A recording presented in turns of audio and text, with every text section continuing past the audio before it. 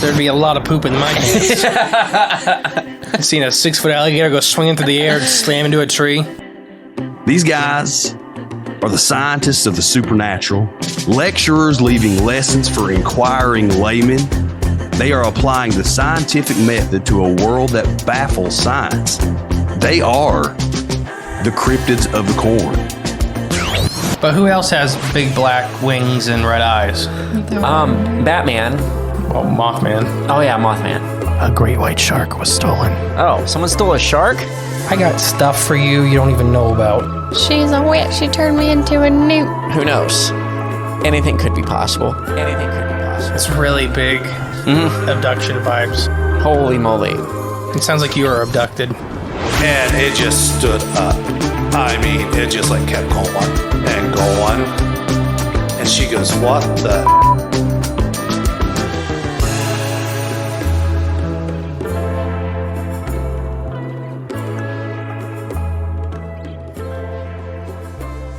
Welcome back to season 4 finale.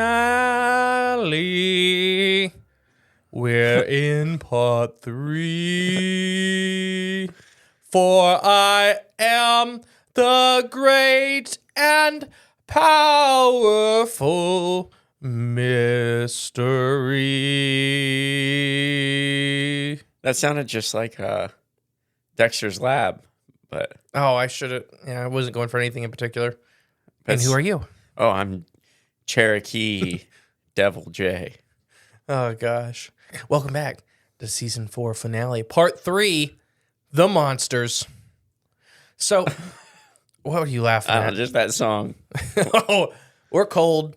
We're freezing. It is. My pipes are actually frozen. Got a piece of felt wrapped around my legs. I know. I'm wearing a hoodie, and I'm normally very warm. I could tell the gray hair is also bringing the actual age with it because I used to be so cold hardy. You're turning into that typical old... But to be fair, I was also crawling around on the basement floor this morning at like 7 a.m. trying to figure out why there was no hot water. The fun times of a homeowner. Mm-hmm. Oh, gosh. No, so we're going to cover the monsters because I didn't know how really else to do this for the Uinta Basin. Right. Actually, before I go into that, I want to say that. I want to apologize a little bit from last episode because I calmed down a bit about the Blind Frog Ranch. And maybe I didn't get my point across very well. I do think there's some mystery there. Sure, like all the places on Uinta. There's like actual mysteries. I think the TV show is a TV show. Yeah, yeah. And I just got a little uppity because there was too many TV shows ruining everything with the Uinta Basin. Those poor blind frogs. The Uinta Basin is like mostly in poverty. Yeah. And to me, it's just ridiculous that there's a couple extremely high-end productions in the middle of extreme poverty, and it doesn't seem like it's affecting the community very much. Touche. In a positive way. Right, yeah. You think it would. Like, yeah, well, yeah. Any sort of national attention focused on an impoverished area. Very impoverished area. And they still don't receive any benefits. Yeah, it's kind of odd. Yeah, so we're going to talk about monsters, UFOs, and cancer. Isn't that an interesting thing? Wasn't ready for that last one. It's a weird thing. First thing we're going to tackle is the Skinwalkers. Right, okay. The typical main Yeah, guys. and I got a little article to read about Skinwalkers by Nick Redfern. We've used his work before. Okay. We've never actually got the chance to meet Nick yet, but Nick Redfern, huh? He's a big author and all this stuff. He's really good friends with like Lyle and everybody. Okay. And they normally do the same conferences together. We just keep missing them. Okay. Just with the so ones we go to. eventually we'll cross paths. We'll cross them eventually. But yeah, he's a well-researched man. But he did an article about kind of just Skinwalkers. Most of the articles comparing them to, it's just very odd how much comparisons there actually is to true Middle Ages folklore about werewolves. And the Navajo traditions about Skinwalkers as far as we know. Once again, guys, remember, the Utes will talk about Skinwalkers more readily than most Navajo. Than the Navajo, yeah. Because it is a Navajo legend. I thought you were going to say something. I was thinking, I just realized I left this from yesterday and looks refreshing. So for centuries, Native American people, the Skinwalker tales, which date back centuries, were a definitive witch, a crone-like thing with the ability to change its form, and so radically. And it's not just one specific type of beast in which the witch can change to, but multiple ones. While a shape-shifting Native American witch can take on, quite literally, hundreds of forms. They have reports of geese and bears, coyotes, any type of bird, as well as one of their favorites, the wolf.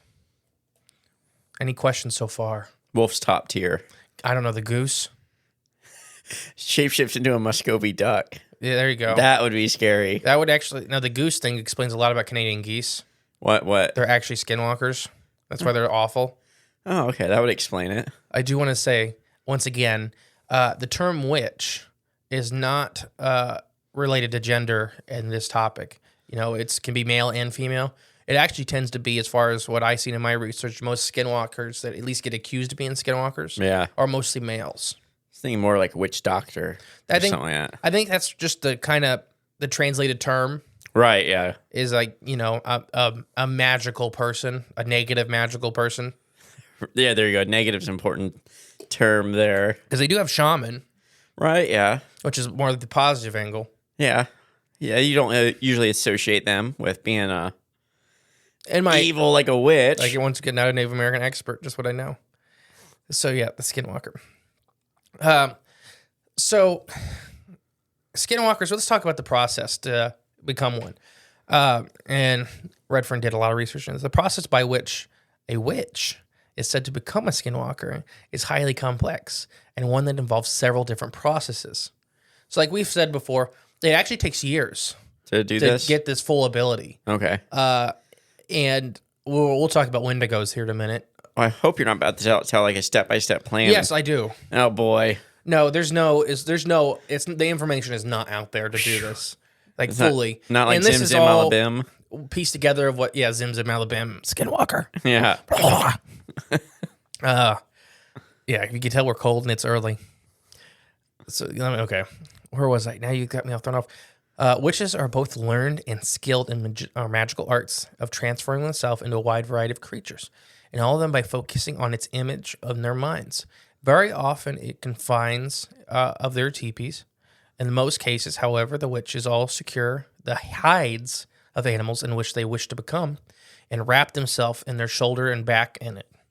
By effectively wearing the hide, the witch slowly, step by step, that comes into play. Okay. Becomes the very beast, and specifically it seeks to become. And so the Native American teachings maintained, including adopting of these keen senses of smell and sight, and their abilities and speeds, and even complete physical form. Wow. So, as you guys will hear next episode, there is a Native American lore of these changing trackways. Yes, that's true. But that's what they're saying here, it's not an instantaneous thing. Ah, now I get the step by step. So they literally start like walking and they start becoming the next thing. Right. And they can stop halfway through. So like a lot of the Skinwalker sightings you'll hear are not full blown like werewolves where they're like a giant canid, but they're not people anymore. Right, yeah. You can tell like part human, part whatever. And I don't know why everybody always picks the wolf. I'd be a grizzly. Maybe that's just too big though. No, because bears are on the list. They can become bears. Yeah, but I whenever the pelts are hard to come by. Yeah, there. See, now those geese. Now that would be pretty fun. Like a hydra geese. You just terrorize people. If you have different skins and combine them, can you become a hybrid? Ooh, like what? Like what? A goose bear. A goose bear. Yeah. Now that would be one heck of a skinwalker. Like a bear-sized goose, or just like a bear body with a goose head. There you go. Pretty much that. Yeah, like an owl bear. That would be frightening. So, perhaps the most sinister alleged aspect of skinwalkers is their ability to supernaturally infect people with deadly diseases and life-threatening illnesses. Strangely, one or more of these has happened on a few occasions, and those have found themselves in direct, close presence of skinwalkers in mere days, succumbing to the very rare medical conditions.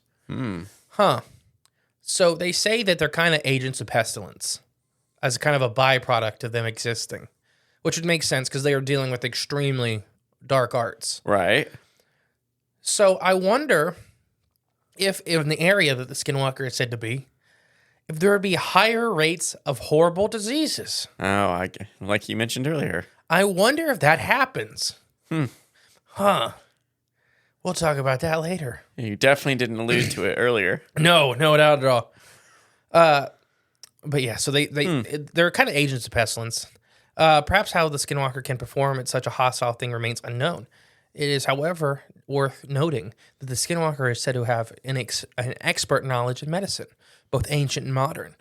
They kind of viewed them as the flip side of the coin to the actual shamans. Okay. Or medicine people of the village. Right, yeah. So they both have extreme healing knowledge, and the Skinwalkers don't use it for good. And like it said, Native Americans avoid these guys at all costs. Right. They don't sound very beneficial to be around. And it's not just people that can fall victim to this dangerous beast. Animals, especially farm animals, are often targets of Skinwalker attacks. Oh, yeah. And they can be mutilated in form. Kind of like we talked about, was that last episode with the baby cow? A lot of the cows. We talked about all the cows exploding last episode. I'd like to think, though, at some point in history out there was one guy that could transform into the Skinwalker, but he used his power for good. Like, he's just friends with some, I don't know, some drifter. The drifter comes on by, and he turned into a shape-shifting werewolf and, protects him. There you go. Somewhere out there that happened. Yeah. So let's talk about how you become one. I'm going to summarize. But it's a lot of actual, years. As far as we know, once again, the Navajo do not talk about this process at all. Because it's fully believed that in the Navajo culture, that talking about them brings them in. Especially if you think somebody is a Skinwalker, you should never... You can kill them with their name. Just by saying it? No, there's a process. Oh, okay. But you can't let them know you know until, it's time. Ah, okay. Because if you... It's they just can protect your ears are burning, when somebody's talking about your nose itches. Yeah. It's like that, but on a scale of 11. But no, so it's actually a couple-year process, at least as far as we can tell. And it's more and more heinous stuff. Everything from blood rituals to a lot of even just collecting of rare materials for witchcraft things. Yeah. I'm going to use the term witchcraft just because that's the best term I have for it. Okay. But in the process of becoming a Skinwalker. But you said blood rituals? Yes. All right, never mind. There goes that theory of that one being good. No, it takes... you got to do a lot. And depending on who you're talking to, the final act to finally take on this other spirit, because that's what you're doing. You're taking on a spirit to become the Skinwalker. Yeah. And is normally the death, the murdering of a loved one in a ritual. Yeah, that theory is completely out the window. Most people agree it's either mothers or children. Oh my gosh. Okay. It can be a sibling. But most people almost always talk about it being a mom or a child. It's got to be a true form of love. Probably the two worst examples. And there's even some of these in the further out west. There has been several savage bear attacks of them coming into whole villages. They got blamed on Skinwalkers. Well, if they can shapeshift into bears. Mm-hmm. Or a bear with rabies. Oh, or that too. Or cocaine bear. Oh, gosh. Cocaine bear. Did he drop near? Huh? Did he drop near wherever that happened? No, that was Tennessee. Oh, or okay. Kentucky. Okay, never mind. All right. So do you before I move on, do you have any questions? I know that was a brief overview because a lot of the thing I seen was a lot of hearsay. Right, yeah. Because the Navajo don't talk about it.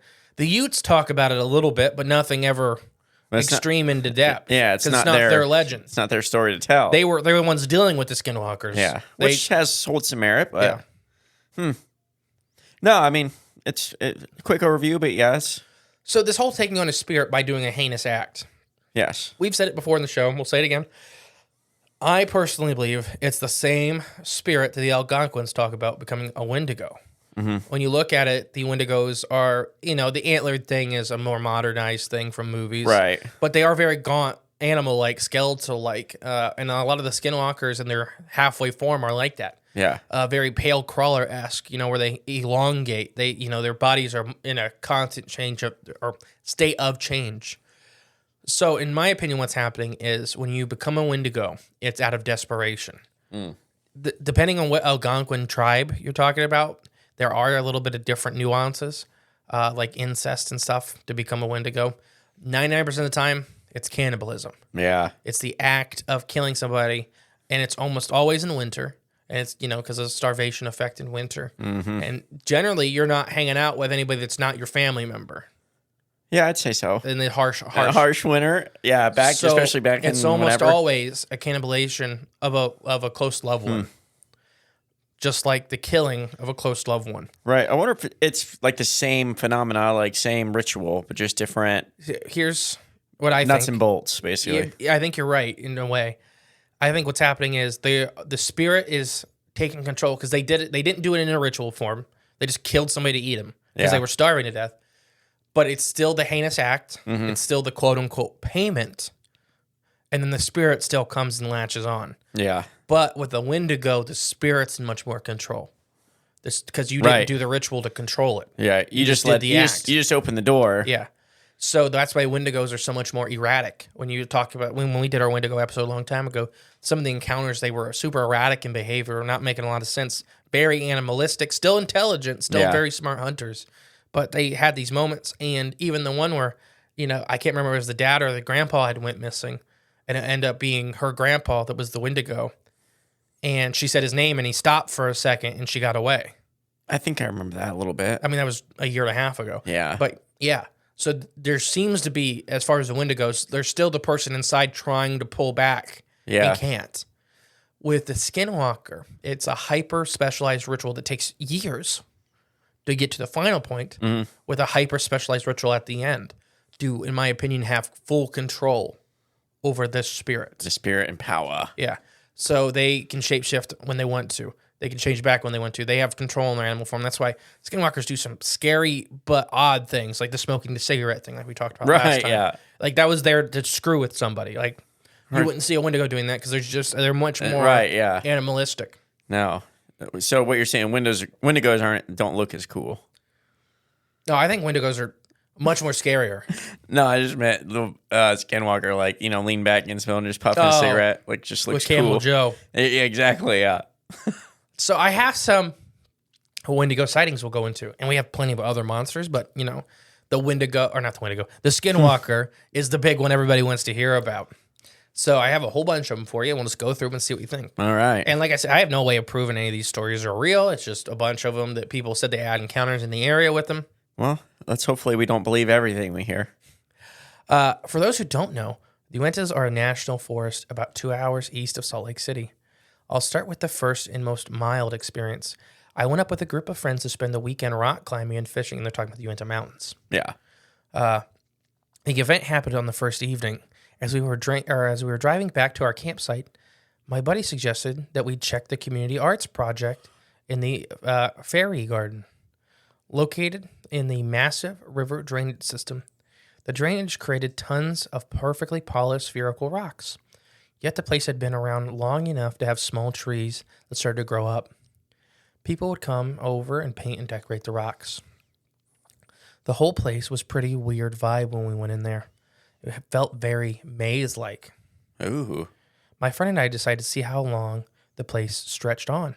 So we began to hike in one direction. The whole place was huge. We must have walked a mile.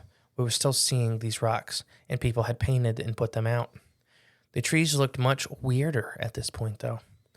They were all very thin and angular and almost a perfect grid pattern. And I realized that my friend was wandering off from me. So I began to call out his name. I began to hear somebody calling my name from behind me. But it sounded too distant to allow me to tell if it was my friend or not. I turned and began walking towards that sound when I heard somebody running up from behind me again. Oh, gosh. It was my friend who had heard me calling and ran over. I was pretty freaked out, but I still think that this could have been this could have been me working myself up because I was in the woods. Well, so that's kind of their first encounter. Oh, this individual has multiple? Yes. Oh, okay. Very, and once again, we just talked about the Wendigo, very Wendigo-esque. Yeah, especially the luring aspect to it. If that was whatever the Skinwalker, if that was it calling his name. Yeah. But also we've heard Sasquatch doing that, which we'll Right, get to yeah. later, which the Uinta Mountains, in my opinion, would probably be one of the best Sasquatch places to go to and look. And as far as I know, there's not tons of Sasquatch research there. Probably because everybody dies. Yeah, that's a good observation there. You go out and you see a Bigfoot, and then there's a roar, and the Bigfoot just takes off the other way. Yeah, and you turn around, there's a bear with a goose head chasing you down. There you go. Yeah, so very, very weird. I gotta find my spot. And we got those people painting those spherical rocks around here. They do that too. Yeah, the Walpock rocks. Yeah. I have them on Facebook, and I just seen one of her rocks found in Florida. Ah, nice. Shout out to the Walpock Rock lady. Yeah, she's awesome. We have several of her rocks over there on the shelf that her daughter gave us. That's right. How Bigfoot conference. Sorry, I'm still trying to find my place. I should have spaced him out. Talk for a minute. Okay, well that was I don't remember you saying his name, but that was his first encounter. Okay, I got it. The second experience supports a more obvious and malevolent presence. The second day we were fishing after a day of climbing, and I'm not getting any luck, so I decided to take a loop around the lake with my dog. I get to the other side of the lake, where the land becomes steeper and has some cliffs and boulders around it. My dog freezes, turns and looks up the hill, and starts whining. What do we always say? Trust dogs. My initial guess was it has to be a bear. So I told my dog to sit and began to hike up the hill. First off, Towards the thing? towards the bear. Yeah. He thinks it's a bear. Let's go check. Yeah, this could be a deadly animal like a bear. Is this Joel? You stay right here. I'll be right back. Is this Joel?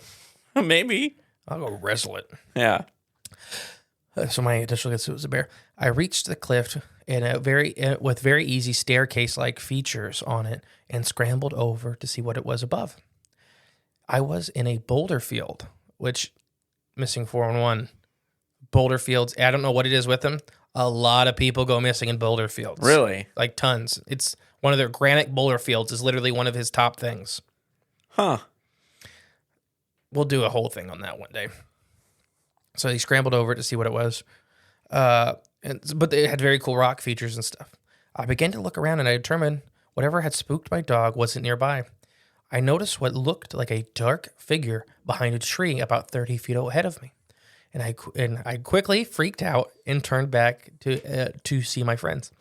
As I was down climbing the section I had climbed up, I began to hear my name being called again, very distant, but not by an obvious male or female.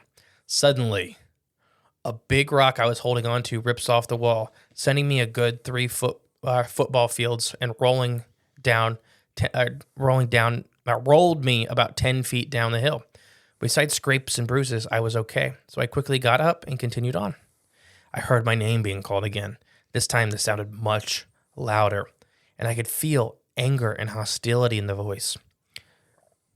Yeah, that's not good. No. The voice stopped promptly when I got back to my friends. The dog was on the edge and jumpy for the rest of the trip. And then that was what really made me wonder what was going on. Since my dog had usually never scared of things like that, I definitely think there was some weird stuff going on in the mountains. I know there are some pretty good explanations for what I've experienced, but I just felt it was very wrong to me. The fact that whatever entity was out there had caused me to fall while climbing, and it must have been a very dangerous spirit. The Utah granite is a pretty dang strong, even an untouchable rock wouldn't split off like the way it did. So he's saying the rock itself broke. It's like it got pushed off, and then it was a small landslide. Yeah. And he's saying that's, as a rock climber, that's very weird for the Uinta granite basin like that to break apart. Yeah. It's not, it's not a weak rock. No, I bet still it could happen. Sure, I don't know. I'm not a geologist. I'm just saying that's what, as he said, as a rock climber, Right, yeah. what he felt. What, is he insinuating that there was like a figure? Let's just say it was Bigfoot for this case, but going like sha-na-na-na-na-na-na with his mind power and that made the rock slide from him. I think it sounds like what he's suggesting. Sure. Next one's from Navajo Joe. Oh. Which would make sense. But no, yeah, it's Wait, very what? odd. Why would that make sense? Skinwalkers are Navajo. Oh, okay. What do you mean? I don't know. It just next one's Navajo Joe, which makes sense. Like, I don't know. You gotta calm down, bud. It was funny. Makes sense. Calm down. Fine. What? Don't steal my joy. Oh, we're so cold. It's cool, but this felt. I'm telling you, it's nice. Yeah, it's because it's full of radioactive particles. What? What do you mean radioactive particles? That's how they color it green, Oh, okay. Well, like uranium glass. it works good. Yeah, exactly. Yeah. I might have to get some felt pants after this. But no, it's very, very Wendigo-esque. You know, this name, but it's a lot of Skinwalkers get this thing too, where they start calling people's names and luring them away. Yeah. It's just very odd. The Uinta Basin, if you watch any of the TV shows, I try not to pick any of the ones from the TV shows, not like Skinwalker Ranch or nothing. Yeah. But there's been like the Unexplained Files, Monsters Among Us did a cool thing with the Skinwalkers out there. There's a really cool one with the little, like, two girls that had a Skinwalker trying to get in their house, and why their dad was coming home. Oh gosh. Yeah, that's like nightmare stuff. Especially nothing scary, no, when you're a kid and just knowing like, yeah, mom and dad's coming home soon, but they're not there yet and something scary happens. You hear the door shut or something. I don't know. No, it's like very frightening. There's like a dog trying to get in their house. Yeah. It was talking in ancient talking. dead languages. Okay, yeah. No thanks. I'd lock myself in the bathroom closet. Just remember, wink. Yeah, the winking seal. That's the best comment ever we ever got. All right. So Navajo Joe says, I was a kid when this happened. My uncle and I were fishing, chopping up fire. We were finishing up chopping up firewood. If I could read, dear Lord, for my grandmother, because it was getting dark. Driving back on a dirt road about 30 miles an hour, I had an awful sense we were being watched. Before I could turn and look out my window, passenger side, my uncle quickly shouted, "Don't." I completely froze. My heart felt like it was beating out of my chest, or it completely stopped when I heard the tap, tap, tap on my window. My uncle sped up and was loudly praying in our native language. I don't know what was going on and thought it was till over our truck suddenly dipped from the bed. My uncle started saying, "Look at me and don't turn away," over and over again. Then I heard it again. Tap, tap, tap on the window behind me. It was getting harder for me to breathe. I wanted to scream out and cry. A minute or two passed and the truck dipped again. My uncle looked around inside. It was quiet beside the truck in the road. He looked at me and said, "Well, or we will ask your father to do a prayer in the morning so the evil forgets our faces." He said this is basically the rough Navajo to English translation. Oh, okay. I remember curling up in my seat and staring at the radio, watching the time, listening to my uncle sing an old prayer till we got to my grandmother's house. I called my uncle because I had a nightmare about that night. We talked for a little bit. He said, "I didn't see faces, just eyes, like brake lights you see on the road. It watched you." And he's once again Navajo to English translation. Before hanging up, I tried joking with him about, "Why didn't you step on the brake when it was in the back?" No laugh, just pause. Because it wasn't alone. What's that mean? There was other ones around. Oh. It wasn't just the one. Then So if you'd have stopped. So it was tapping on the window, trying to get the kid to look at it. Yeah. And there's this whole thing with, and this once again very hearsay Navajo lore. Okay. Because Navajo are very reluctant people to share their folklore. Okay. For reasons we talked about in episode 1. Right. Understandable. Yeah. But the thing with faces, like if you like the Skinwalker has to see your face or get your name to fully get you. Okay. So that's why I was trying to get the kid to look at him. Gotcha. And the uncle was like, "Don't look, don't look." And so I don't know. What do you think? I mean, that would be a pretty scary story for a little kid to experience. But I guess I didn't know. I didn't know about the needing to look at your face or something. What's that? Like it's stealing your, I don't know. Or is that like an invite in if you look at it or something? I don't know. See, And it once has- again, Navajo don't Right. share a whole lot of details for reasons. But gosh, yeah, it's scary. But the brake lights, so it means it has red eyes, right? Yeah. Okay. Yeah. No, thank you. Kind of Mothman-esque, too. Yeah, I guess so. Chasing the car, flying, but not flying. True. Tapping on the. Did they tap on the glass? Don't look into the red eyes. Now, that was really shared with the Mothman. What? Don't look into the red eyes. Yeah, they always said that. Don't look into the red eyes because they'll hypnotise you. Well, maybe that's what they're And there doing. are skin changers, which is essentially the same legend as skinwalkers in some parts of southern Appalachia. Overlap. You know, it's the same thing like we just talked about with the Algonquins and the Indigo. You know, it's a bunch of tribes have very similar legends, which right. points to much more backbone to the lore. Ah. Yeah. So any questions, or I'll move on. Well, let's get the next one. Don't Get Off the Bus by Iron Jesus. Iron Jesus, huh? It sounds like a rock band. It does, yeah. Anybody been on the Navajo reservation has either probably heard of some creepy things or maybe even experienced some creepy things, namely skinwalkers. I have seen one, and here's my story. So he was in, he's a Paiute, but he's from northern Arizona, so I still included it because we didn't have a lot of Paiute things. Okay. Because the Paiutes are also very present with the Shoshone there in the Uinta Basin. Mm-hmm.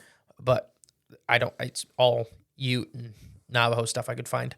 Are they closely related to the Utes? The Paiutes, yeah. They Yeah. were, remember episode 1? They were a branch off tribe a long time ago. Okay. Now they're their own tribe, But yes, they have similar starts Okay. to the Utes.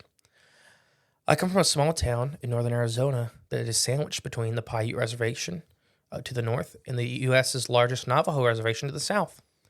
My high school being a small one, a 1A high school, an average of about 80 students enrolled every year.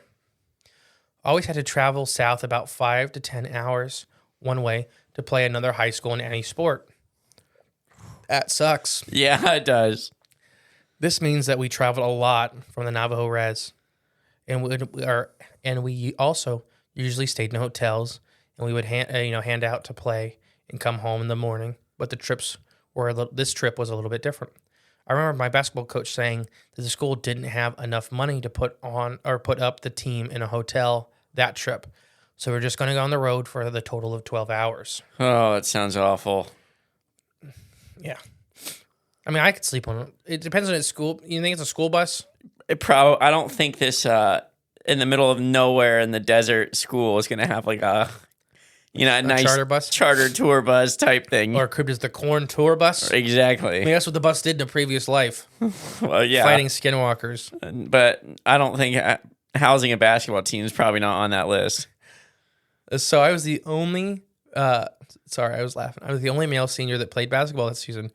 We had just got done playing our game and headed home, and our bus was called Big Blue. So we were heading out, and it wasn't long, about 2 hours of the drive before we had entered the res. But this time, everyone was asleep, with it being about 2 a.m. When we crossed the red border, I noticed the bus driver had sped up and was now going well over 85 miles an hour. All right. I thought this was a little weird because he never exceeded the speed limit before, and at least not in my high school career. For some reason, I couldn't fall asleep like the rest of my teammates. I just sat there in the back of the bus, fully awake, staring across the desolate desert landscape that was lit up by the full moon. As I looked out, I could see a figure running towards the bus at an angle of pursuit. It was keeping up with the bus at 85 miles an hour. As the figure got closer, I saw that it was very humanoid. As a matter of fact, it looked almost exactly like a human, only the face was painted half black and half white with glowing red eyes. The glowing eyes like a rabbit's eyes reflecting light from a spotlight. I immediately thought, holy crap, it's a skinwalker. The skinwalker ran up to the edge of the road and just kept up pace with the bus, hurling sagebrush and rocks at me while I was staring at it. After I made eye contact with the thing, I could not look away. I was locked in. Gosh. Mm-hmm. as if it was something was holding my head and my eyes in place. The skinwalker just smiled at me with this inhuman smile ear to ear, slowly crooked, yellow pointed teeth everywhere. I felt like I was going to throw up, and I was panicking through the whole ordeal. The skinwalker started to crumple down on all fours. It's still keeping up with the bus, though. I could see his bones cracking, bending, breaking, and reforming under his skin and hair, and his hate and more hatred appear all over his body. 3 seconds away now, he was a coyote and ran back off into the desert view. As soon as he was there, he was gone. I ran to the onboard bathroom, puked a mixture of food and blood. Ugh. I didn't want to tell anyone for fear of what they would think I was crazy. I confided in my Navajo friend. She told me what I needed to do was see the chief, who also happened to be a friend of mine, and I got his blessing. I saw him the next day at school in the parking lot. He just came up to me, mumbled something in Navajo while waving what appeared to be a feather scepter thing over and around me, and got into his truck and drove away. To this day, I haven't seen another skinwalker. That might be due to the fact that I'm moved far away from the town and the res, and I don't go south anymore or any way around there. Yeah, probably just because of this, I'm going to imagine. Mm-hmm. Now, that would be, gosh, imagine seeing that in the middle, 2 a.m, this figure like sprinting up to your bus and then just keeping pace with it. Oh, I wouldn't even know what to think, but yeah, that's frightening. But okay, so red eyes, crooked yellow teeth, that sounds like why does that sound like it gives me deja vu? Indrid, Cole, the smiling man. Yeah, but his teeth weren't all like jagged Not yellow. the original Indrid. I think whatever the smiling man is, because Indrid kind of gets thrown into that. Yeah. In my personal opinion, it's not the same thing. I agree. The smiling man, though, had some crooked teeth. It reminds me of that dude from Courage the Cowardly Dog. Yes. Gary Busey lookalike. Yeah, that guy. He just seen Gary Busey. Oh, that's all it was. Gary Busey. I've seen him run like that all the time. I mean, He did that any human could do it. Could be a skinwalker. It'd be Gary Busey. Yeah, I think he is one. I think he's one of those aliens from Men in Black, I think. Wearing like, I need a sugar water. Oh, but remember what Men in Black taught us? Sometimes it's not the obvious one. Oh, shoot. Yeah, I guess you're right. Well, he is an obvious one. Him and Willem Dafoe. I think they're both one. But could be wrong. Either that or they're just both amazing actors. And they act like crazy people. They act insane. All right. Yeah, that would be frightening. And it turns into a coyote and just runs right back off. So what did it do to him? Now, I think this whole thing, a lot of it is, and we talked about it with even biblical demons and such, this whole creating fear to gain power. Oh, yeah, maybe that's it. Because skinwalkers are killable. There are things, we don't know them very well, but there are things to do against them. Like the chieftain immediately had a prayer ready to roll that supposedly broke the curse from the skinwalker. Defended them. And the Navajo people definitely know how to protect themselves from the skinwalkers. Yeah. They have legends and lore. They have traditions to do. So, in my opinion, it's all about fear. It's just about creating and perpetrating more and more fear, especially in the younger people. Yeah. You notice these stories have all been younger people. Right. And they'll continue to, a bunch of them will still be younger people. I think that's on purpose. I agree. Because if you get them when they're young and they're constantly scared of this thing. Yep. Now, the Ute tribe doesn't have anything against it. Like, they have no protection against Skinwalker. Not their legend. Not their monster. Right, yeah, exactly. Can you imagine being at war with these people and then all of a sudden they turn out werewolves? I just turned in my bow and arrow right now. Well. Oh, yep. Take what you want. Yep, this is my lodge. Go ahead and have it. There's a good fishing spot over there. All right. This is by Bob Hormans. Convinced I saw a skinwalker. As many of you might already know, many Navajo people, including my own family, are very reluctant to ever speak about skinwalkers because we believe this attracts their attention. While I ever grew up on the Navajo Nation, it was however, I grew up away from the Navajo Nation and was very naive about the subject. So this is a young Navajo man that grew up away from it and came back. Right. So when it came to skinwalkers, I was the absolute skeptic. My mom used to tell us stories of how back in the 80s when she lived with her siblings and her grandmother, still in Shiprock, or the southern outskirts, about how she and my aunt saw a skinwalker just outside their driveway under the streetlight. She described it as a big black dog with dirty or rotting fur, a twisted noodle-like front leg, and unnatural eyes with soft burnt orange glow. Excuse me, man. Me being my own closed-minded, self-doubted every word, but I never said my doubts out loud. So already that monster his mom had seen sounds like the one from Skinwalker Ranch. Yeah. The big dog. Mm-hmm. The rotting fur is a weird thing to me. And I've seen one person say, and this is once again a lot of hearsay because we don't know. One person say they have to keep refreshing their pelts because they can go bad. Ah. So I wonder if that's something to do with it. The rotting fur? The wolf pelt is in its natural state going bad. So when you transform into it, it's rotting. Gotcha. But I don't know. I thought. Good theory. But these doubts totally changed last year when I was at my grandmother's house late October. Me and my family had just finished scouring the caravan at the Navajo National Fair and called it a night. This house was close enough that we could walk there in just about 10 minutes. So we did. When we got there, it was about 9 at night, where we stayed up until about 2, catching up with family, talking about family affairs and local news and such. It was during that time that I decided to open my mouth and blurt out the question, "Hey, are skinwalkers real?" Guys, I asked. And they said, "You shouldn't speak about that," my grandmother said with almost a yell in her voice. So she and my grandfather both decided to go to bed. After being scolded by my mother, one of my aunts chimed in at the very cautious tone and says, "They're real, all right." Had a few start screaming outside of my trailer in Freemington just a few nights ago.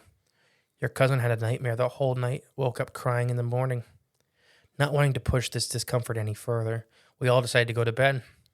Now the trailer home is pretty old, but it was really nice. It was a really nice night. So we slept with the window open. Oh, no. But it had a screen in to prevent bugs from coming in.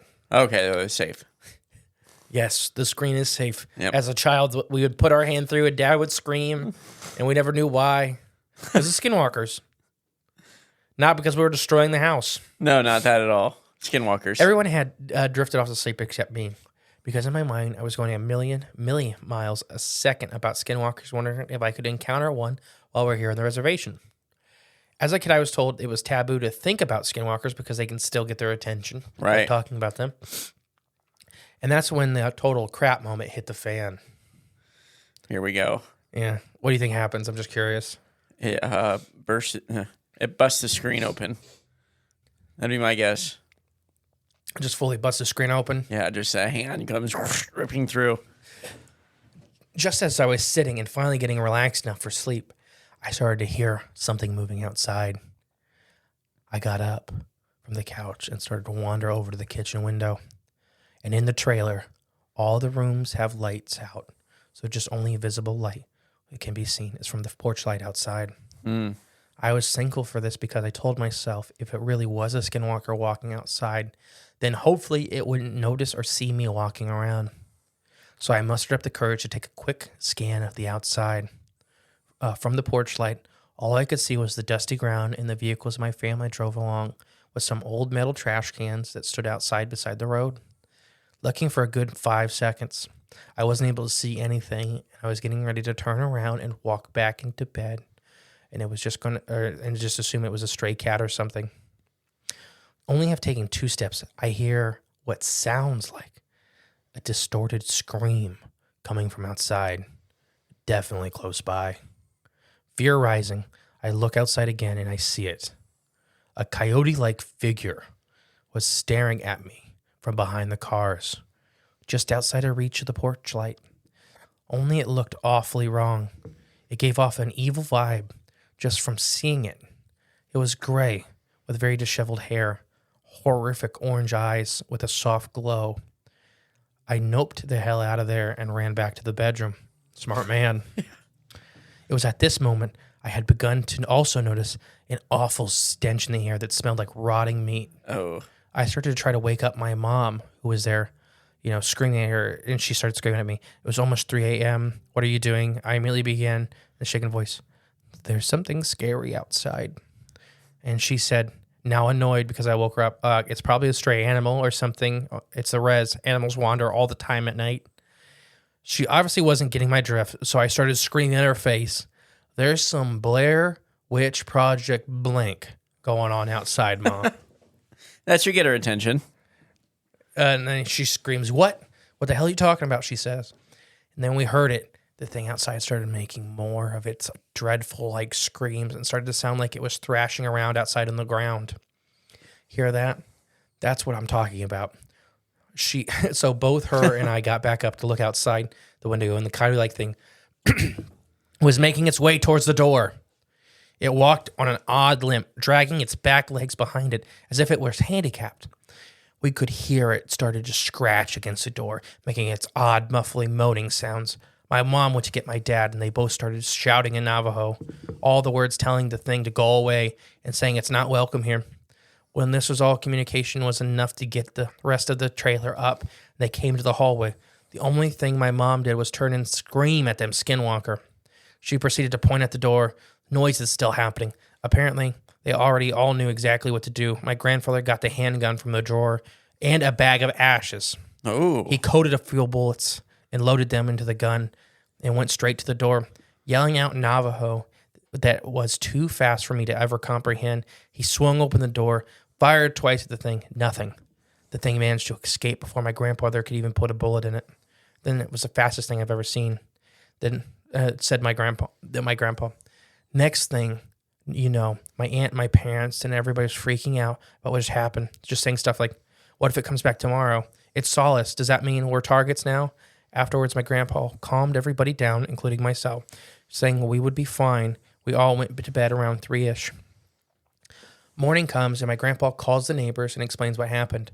Apparently, one of them was a medicine man who used to partake in Yibichis, Navajo ceremonies used for healing and curing sickness and curses. Okay, I thought so. What'd you call me? I'm glad he put what it is behind it. Right.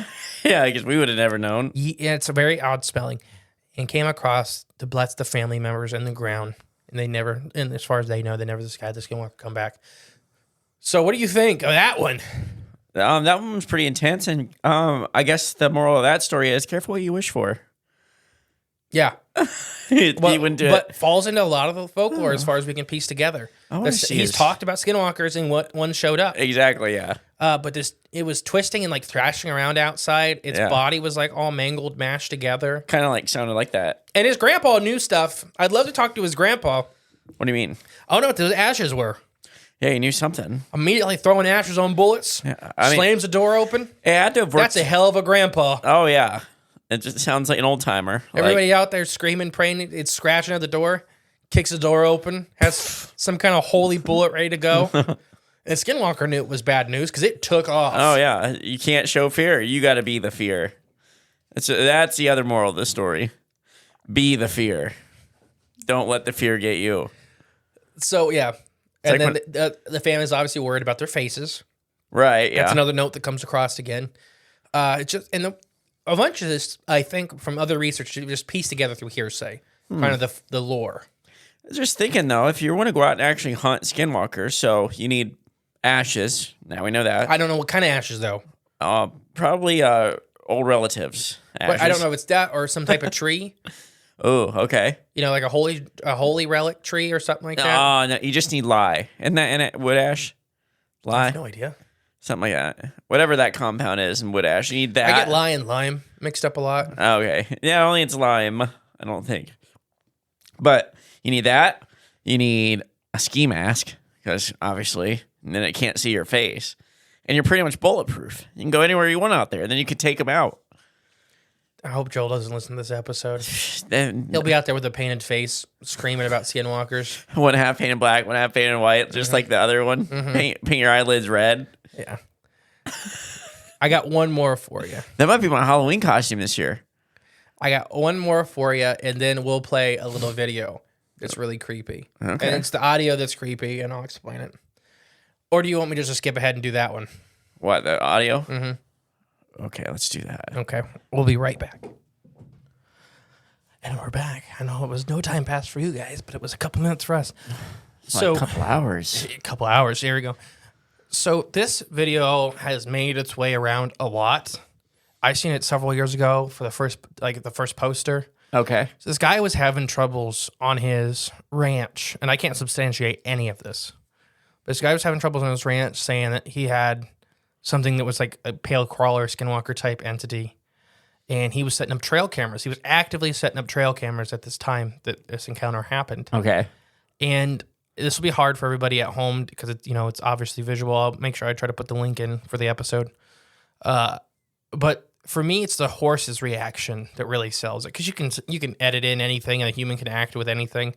This horse freaks out. Ah, you train horses. Now, I want you to watch the reins of the horse. Okay. I was just kidding, by the way. No, but I'm saying, because that's what somebody said. He jerked back on the reins to make the horse panic. Okay. And he did not. Okay. Been on a lot of horses in my life. And it's a good horse, especially out here on these ranches. Yeah. It's very hard. It's very rare for them to panic like this. Okay. Because, they're work animals. Right, yeah. Yeah, they're not just like your typical trail riding horses. Ready? Here. Yep. He's coming in from planting his trail cameras. There's vultures everywhere. It's odd.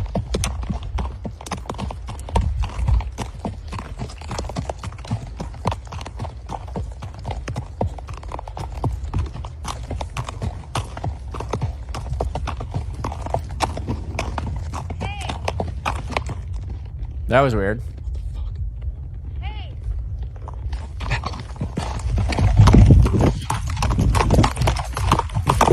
So we'll explain everybody what happened. All right. So that's the whole video? Yeah. Oh, so there's no visual actually seeing anything. No. Okay. So pretty much, okay. So you don't need the full video to understand what's going on here. But basically he's walking his horse back. He's planting these trail cameras because he's had all kinds of problems on his ranch with what he's not sure if it's people, he's not sure if it's things. Just he knows what things. locals talked about. And then the first one goes, "Hey," which he had said he had heard his wife talking in the forest a couple days before. Sound like a woman. The second it came out, the horse froze. Yeah, froze and looked over. And it was already kind of looking over there. Like Yeah. there was something over there. And then the second it did it the second time, the horse yanked back and ran straight to the stables. Yeah. It was going into the barn. You are not getting that horse out of the barn the rest of the day. Yeah, turn the opposite way. You know what it kind of reminds me of? Huh. Red Dead Redemption 2. Yeah. Like that video specifically. You're just riding your horse and someone's like, hey, mister. Oh, yeah. And you go over to help them and then they just like try to murder and rob you. So with me, if you watch the horse's reins on the side of its face and its neck, they never get yanked on. They never get pulled back. Yeah. Because somebody said he yanked on it to make it turn around like that quick. Yeah. And it never did. So to me, it's money. And there's tons. You can find tons of videos of people saying they encountered skinwalkers and whatever. Man, yeah, that was creepy. The horse sells this one for me. Yeah. It's like that one Bigfoot video where that dog goes running out. You know, you ever seen that one where they open the back door? That's like people having a party. It looks like they're filming a Christmas party or something. And then they like pan across the living room and across the windows. And he's like, the guy thinks he sees something outside. So he's filming outside of his window. And you see behind the garage like this big dark figure kind of walk by. And so he opens the back door to get a better look at it. And the dog just takes off. You ever seen that video? Mm-mm. I bet you have, but a dog, like their little pet, house dog, goes running straight out the back door, like barking at this thing. He gets just out of view of the camera and then comes like screaming back with like, like, yep, with his butt, close to the ground, but running all the way straight back to the house. But you can't like fake that unless it's a very well-trained animal. You're just ready for the camera. But yeah, I don't know. So before we move on off of skinwalkers, I think they're a very real thing out there. For sure. I think when we get to the last episode in this whole series, will be what we think is causing the Uinta Basin phenomena. I don't know if they're the cause, the symptom, or an extra. Okay. But they're bad. Yeah, they don't seem very positive. They're bad news bears. Yeah. So we'll take our little ad break, and then we'll be back. How's your coffee? That's delicious. You look disgusting.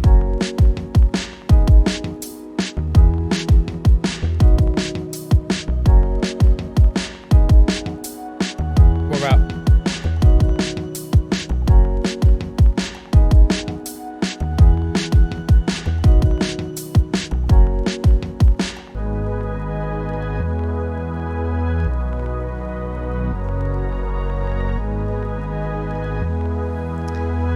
And we're back. Hope you enjoyed that little fine ad that we have no idea what it is. And Yeah, there's even one there. yeah. Now, we already kind of talked about the NIDS cattle mutilation, their necropsy they'd done. But there's been a lot of mutilations. I have a little bit here more about some extra mutilations. This one was probably the hardest thing, or one of the hardest things for me to research in the basin. I talked to a lot of Patreon members about it. They give me some names. And the Skinwalker Ranch TV show has ruined this topic. Because they By had design. one cattle mutilation in the whole 5 years they've been out there. Yeah. When the Shermans owned it, they had cows exploding left and right. Exploding. Basically. I don't know why I'm just picturing looking out in the backyard and you see your pasture Boom! cows. Yeah. Boom. Well, the one... Dang it, another one. One NIDS research, the heart was, exploded. It's shredded, yeah. Yeah. What if it's just like a particle gun that they're figuring out how it works? The government's sitting on the testing- ridges. Yeah. Boom! Sniper. Oh, that one didn't blow up. And then they do the autopsy like, oh, Oh, just the heart did. it's microwave and the steel slipped out. Yeah, too hyper focused. All right, so, yeah, we already talked about NIDS. But animal mutilations have been reported nationwide and worldwide since the 1960s.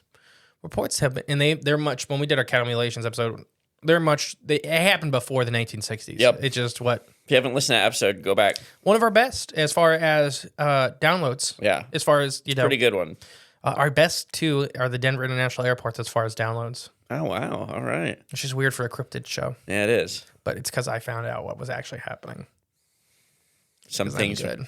Yep, if you haven't listened to that one. But reports became much more common in the 1970s and occurred in very high-density clusters. From 1975 to 1977, 2 Colorado counties alone had nearly 200 reports. Most of these incidents were reported in Utah, have occurred in the eastern and northeastern parts of the state. Wonder why. Because it's in the Uinta Basin. Yeah, literally, that's where that is. Ryan Layton, who himself has immersed in the study of extraterrestrial phenomena, is very familiar with Uinta Basin's history of UFO sightings and reports of extraterrestrial activity, calls the unexplained animal deaths one of the most incredible mysteries to this day. You know, there's some people out there that they get super excited when they get called out to look at an exploded cow. I don't think I'm one of those people. I don't know. I could see it. Popular theories and mere conjecture lead many to believe extraterrestrials descend on helpless cattle and other livestock to conduct biological experiments that may benefit their own species. Here's my thing with that, and I know we went really hard in the paint with cattle mutilations. Yeah. If it was real extraterrestrials, first off, they would be like Star Trek was one option, where they would not have to hurt anything to get all of their biological data. Right, yeah. Because to actually make it through the vastness of space, the amount of technology it would take. When you got here, we would be like ants to God. Right. They could just scan it. Yeah, if they would that's the scan case. the whole planet. You know Yeah. everything about the planet in milliseconds. Right. So, cutting out the anus and the eyeball of a cow and taking its penis is not getting very more advanced in science. Now, interdimensional things, I do think that door is a little easier to open. Yeah. So I'm saying less advanced species could do it because I think we've done it. Yeah. But I think it's more like taking a cannon and blasting a hole in the wall and then crawling through the hole. But I don't know. I kind of like the idea that, cutting the thing's anus out and harvesting its penis, that, that's the next step for our civilization to get us to that next level. You don't even know. It's not the next level. The second we get to another dimension, Yeah. they're quote unquote cows. We're going to beat them over the head with a baseball bat No, probably. and cut off their genitalia and take it back. Depends which one of us groups of human beings makes it to that level. Does first. not matter. Any government agency from around the That's world. what I'm saying. Yeah, Well, exactly. that's who's doing it. Right, yeah. So I think that's what I'm saying is if they're coming, I could see it. See, so it is. They are advanced beings and aliens. No, they're just interdimensional scumbags. Versions of us. Yeah, just us. It's just us. It's always just us. So popular theories that they're that. Whether this belief is ever borne out or not, combination researchers estimate the annual cases far outnumber those ones being reported. Just like any paranormal phenomena, Yeah. that there's always tons more. I would say, I think they now think 1 in 10 Bigfoot sightings are reported.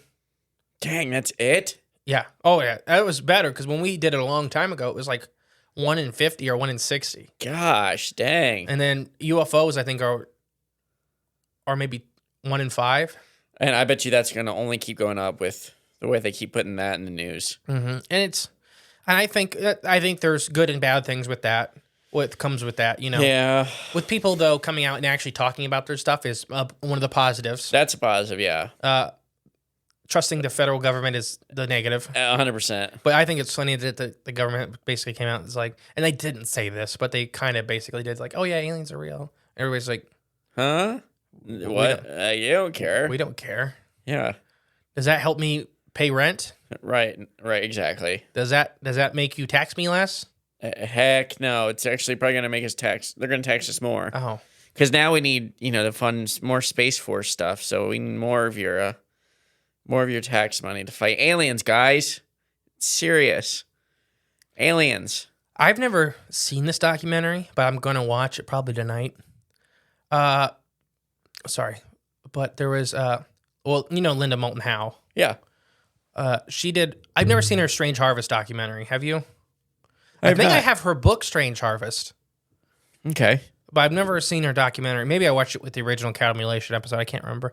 But I just wanted to bring that up, that it was very hard. And the Patreon members helped me out a lot with sending me some actual researchers and stuff like that in the Uinta Basin area Okay. that worked. And it may just have to be its own kind of thing eventually because it's just too hard to research because the Skinwalker Ranch show has Overshadows. embedded it so deeply in all of their stuff Yeah. because they had one cow mutilation, they had one dog man, they had one wolf. touch In on the every- first season, in the first 3 episodes, they Yeah. had about everything that the Shermans were reporting, and then it all went to just UFOs and rockets. Yeah. They had to get all those keyword You would be searches dead. in. You would be dead if you did a shot every time that Taylor shot a rocket up into the air. It's a new drinking game. You'd be dead. It's not a game. That's a death sentence. Because it's just every episode. Let's shoot some rockets. Because he's from Texas. Yeah. He's actually worked for NASA and stuff. I know what'll fix this. Let's shoot a rocket into the atmosphere and make it explode. If that show's 100% real, let's say it is for just a second. I know Yeah. we're tangenting, but it's at least about the stuff. Right, yeah. If that show's 100% real, he is fully a con artist that found a billionaire that lets him shoot a rocket off every day. Because he worked for I think it was ALSAP he was on and NASA and stuff. And he's a rocket scientist for NASA. Yeah. And, their budgeting was very limited as far as the public sector is concerned. So he found this billionaire that's like, yeah, find out the mysteries of my ranch. And like, order 100,000 rockets. Yeah, we need rockets. Every day. They go out right before lunch, shoot a couple rockets right after lunch, have a beer, shoot rockets. We're almost there. And they try to hide the beer. I seen it in one episode. They always try to hide the beer under the table or something like Yeah. that. There was a Bud Light sitting on the edge of one of them. And you could tell that the producer probably fried somebody for that after. Yep. They're out there getting drunk in the desert, shooting rockets out of this triangle. Right. Just to make everyone believe all that, like their stories they're telling. Mm-hmm. All right. So, yeah, and I don't know. What do you think about the cow mutilations? What I think about them? Specifically the ones out here. There's tons of them, but they're super hard to research. We did the NIDS one. Yeah. Oh, yeah. I mean, obviously they're happening, but and like we kind of just touched on a little bit on that last episode with who's actually doing it, what's actually doing it. It seems to be a multi layered answer, and it may not just be one thing. Especially, I don't think it's just a skinwalker, because like we talked about the one trying to eat that baby cow's head. It wasn't very like clean and precise, like a mutilation. You know what I mean? It looked like it was just trying to maul and eat that thing. So I think the mutilations might fall more in that weird, whatever the paranormal side of this alien and quote unquote side of it is. Plus whatever secret dark stuff our government's doing, our intelligence community's doing behind the scenes to follow in their footsteps or to do with whatever these other entities are doing. I don't know. My next one for you is portals. I couldn't find, besides, there was a couple, we did the one already, where we talked about the Sherman seeing Right, the one opening. Basically the door. The more in-depth description of that is like, imagine like a space hangar door opening up in like a TV show. That's what they described the sky doing. Yeah. And there was like a box inside the sky, but it was actually somewhere else. And UFOs coming in and out. This, as far as I can tell, I found a lot of people that said like my uncle had seen that and blah, blah, blah. I had a little bit of trouble finding eyewitnesses, the first hand, people seeing it. The few I found were pretty much all that. They were almost always, here's a weird thing for you, red on the inside. Red? Like it was like velvet red. When they would open up, like the box would be red, and then there would be somewhere else on the other side. So whatever the in-between is a red in color, I guess. No, but you know what's really weird? Yeah. Is the famous portal off of New Zealand is also mostly seen in red. Interesting. And it's the same thing, a box that opens and ships fly in and out. The NIDS team, they had a lot of circular portals. The one guy that described it as like a corrugated pipe.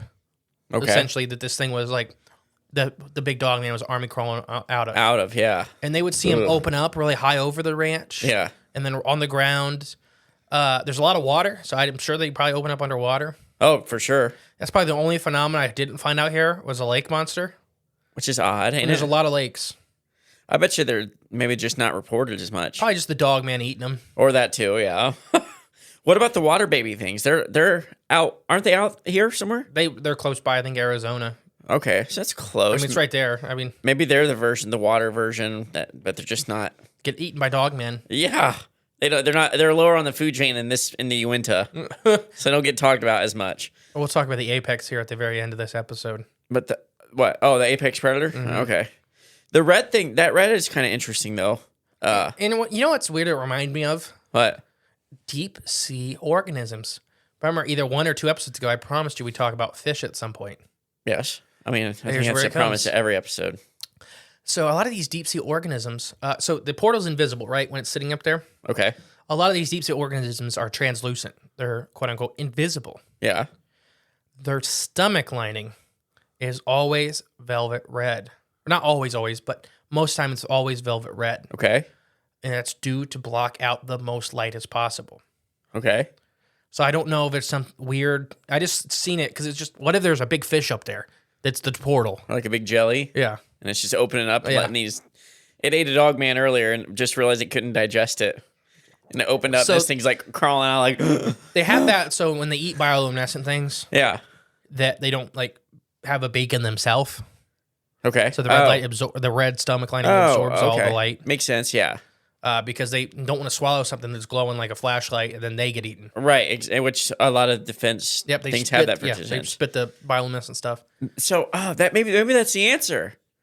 Maybe that's why there's so much stuff in the sky, because they eat skinwalkers. The atmospheric creatures feed on them. Shh! Don't say anything more about that idea. Come on. No, You gotta we'll get there. when you put the puzzle pieces together. That's why he was crawling out of that too, because he was. Well, he's coming into this world. Yeah, he's crawling back into because he just was being half digested till he just finally got out. So yeah, the portal thing. You know, it's not. I kind of wonder if it's connected because all the portals. I don't know if they're intelligently controlled Yeah. or random. Right. And I really think if they're more random, they are probably related into the gravitational and magnetic anomalies. Yeah. The electromagnetic sphere. Yeah. So I think that there's something there with how big the magnetic anomalies are. Right. and how many gravitational anomalies there are. Like we covered in the first episode of this. I wonder if there's something there with that, and their portals are just kind of opening and closing at random. But these beings may know that, so they kind of just wait by the bus station, Yeah, and then crawl through when it's time. you're right. Yeah, and the color too, because I've heard of other portals, and usually the color's like orange or something. So, wonder if like the different portal colors mean they're coming from different dimensions or different places, different realms. I don't know. And two, I wonder if they're red, kind of like we talked about with Daryl Sims when he talked about removing the eye off the gray alien and seeing the red behind it. Wonder if it's same red phenomena, maybe. Oh, just demons. It's coming from a demon realm. And the last thing it made me think of, it made me laugh, was when you said it was red on the other side of the portal. There's a Whitest Kids You Know skit. And they're flying in a spaceship to the edge of the universe. And it's the first expedition ever to the edge of the universe. And he's like, all right. And they start doing a countdown. He's like, we should be there in 10 seconds. So they do a countdown from 10. And they're flying through space. It looks like hyperspace, like on like Star Wars, Mm-hmm. So that's what it looks like outside the window. And then immediately when they go through to the edge of the universe, everything turns from black, hyperspace, to red. Everything just immediately changes. Oh, it's all red. Everything's red. It was just dumb. And then everything just goes. I remember that one. You showed that one. Yeah. Because when we get drunk, you start forcing me to watch some of that stuff. It's funny. No, it was when we were driving home from Pennsylvania. I was so tired, and you're like, Watch this one. Yeah, it's funny. Because we got to the dumb ones. Whitest Kids has some very dumb things. It's really exploring the canyons of your mind. Ready for the next topic? Yes. Or do you have anything to finish with the portals? No, I think they're real. I just don't know what they are. Right, yeah. It's not, maybe it's a fish. There you go. Portals are fish. Jellyfish. No, so real quick, the other side's not red.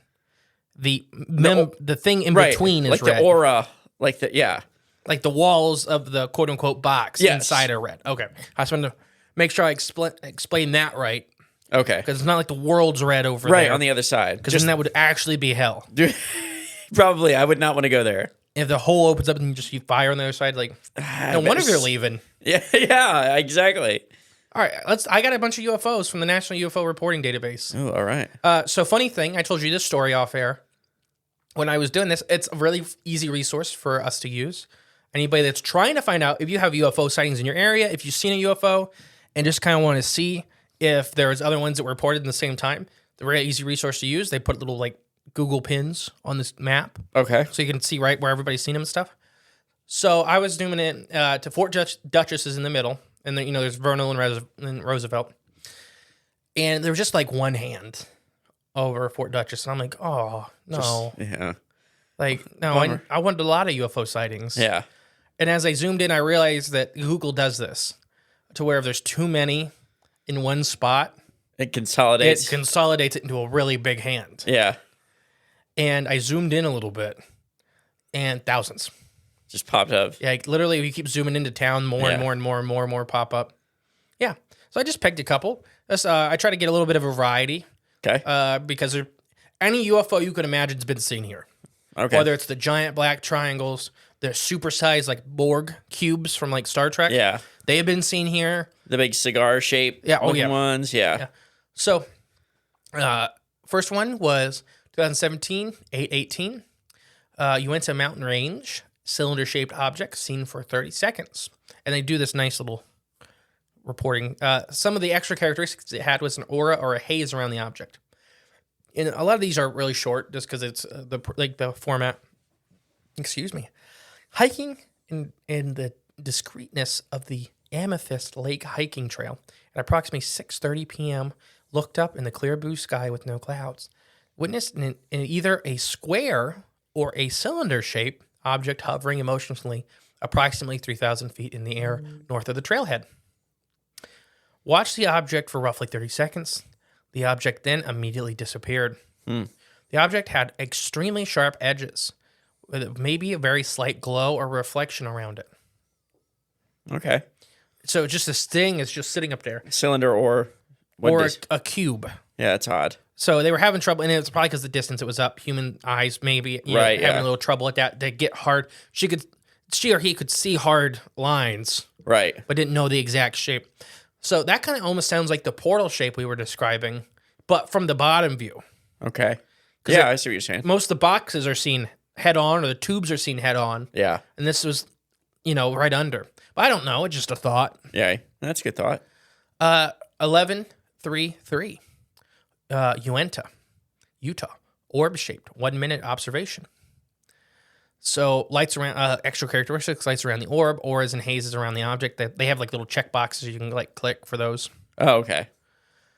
So I was chased by a demonic spirit in the form of white orbs of light. Was just the title.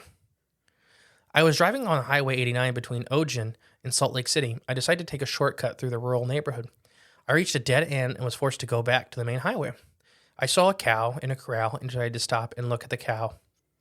As I think that the skeleton architecture in pastures in residential areas are very quaint phenomena of the Mormon landscape. As I was looking at the gurney and the cow, I saw a shadow moving swiftly from my left side to behind me. The feeling of dread came over me, and I got a strong feeling that I should leave. I always listen to my instincts, so I returned to my car immediately.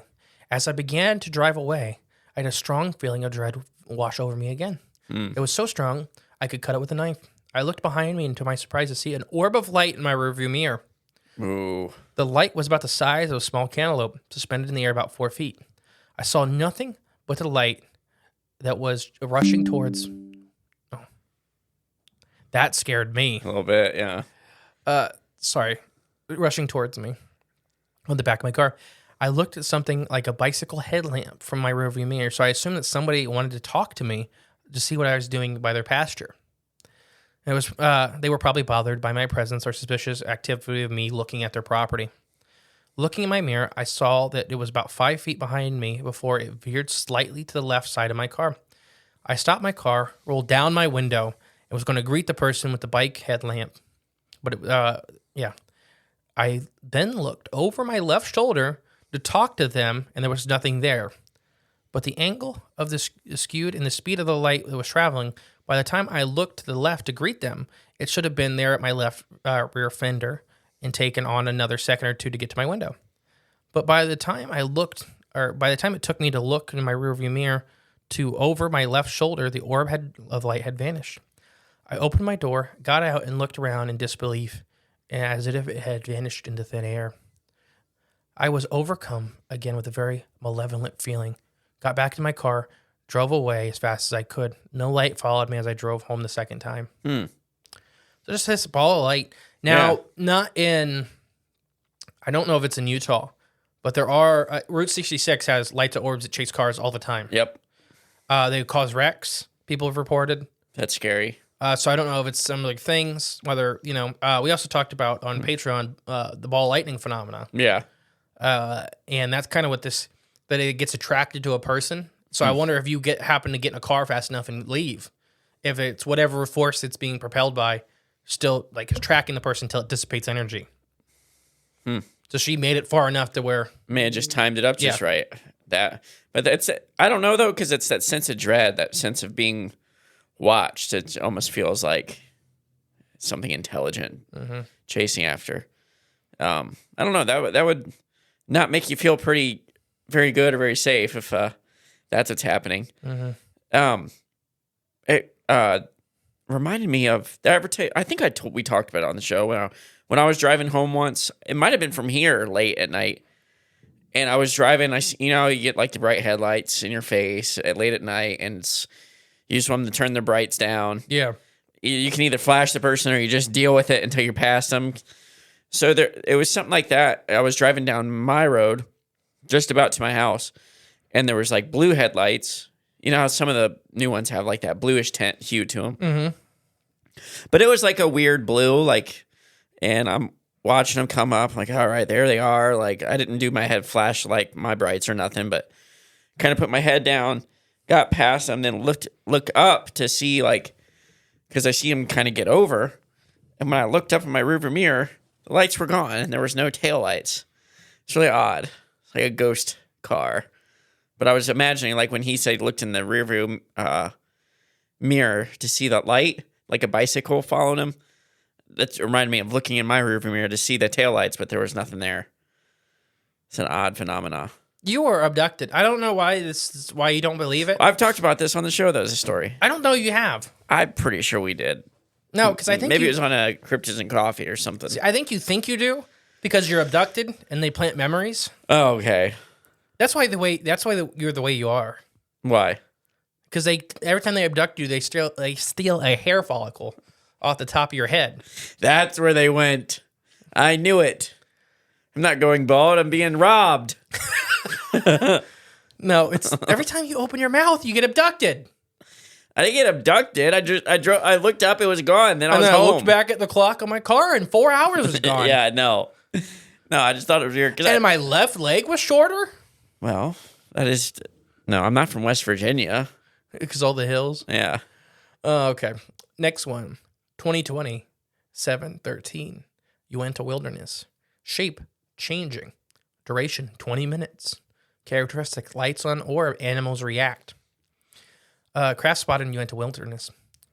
Went backcountry camping in the Uinta Wilderness, unsure of the exact location at the time of the sighting. First craft was spotted in the northeastern sky. A solid white light moving erratically before disappearing. They said the light just blipped out. Did not simply travel out of view. Seeming lower than any airplane and was completely silent. Duration about 5 minutes of watching it. During the interval between the sightings, we were noticed the forest had fallen silent. No owls or crickets. 10 minutes later, the second craft was spotted in the north. May have still been the first craft in a new position, but now visible again. This anomaly was at the same altitude and silent.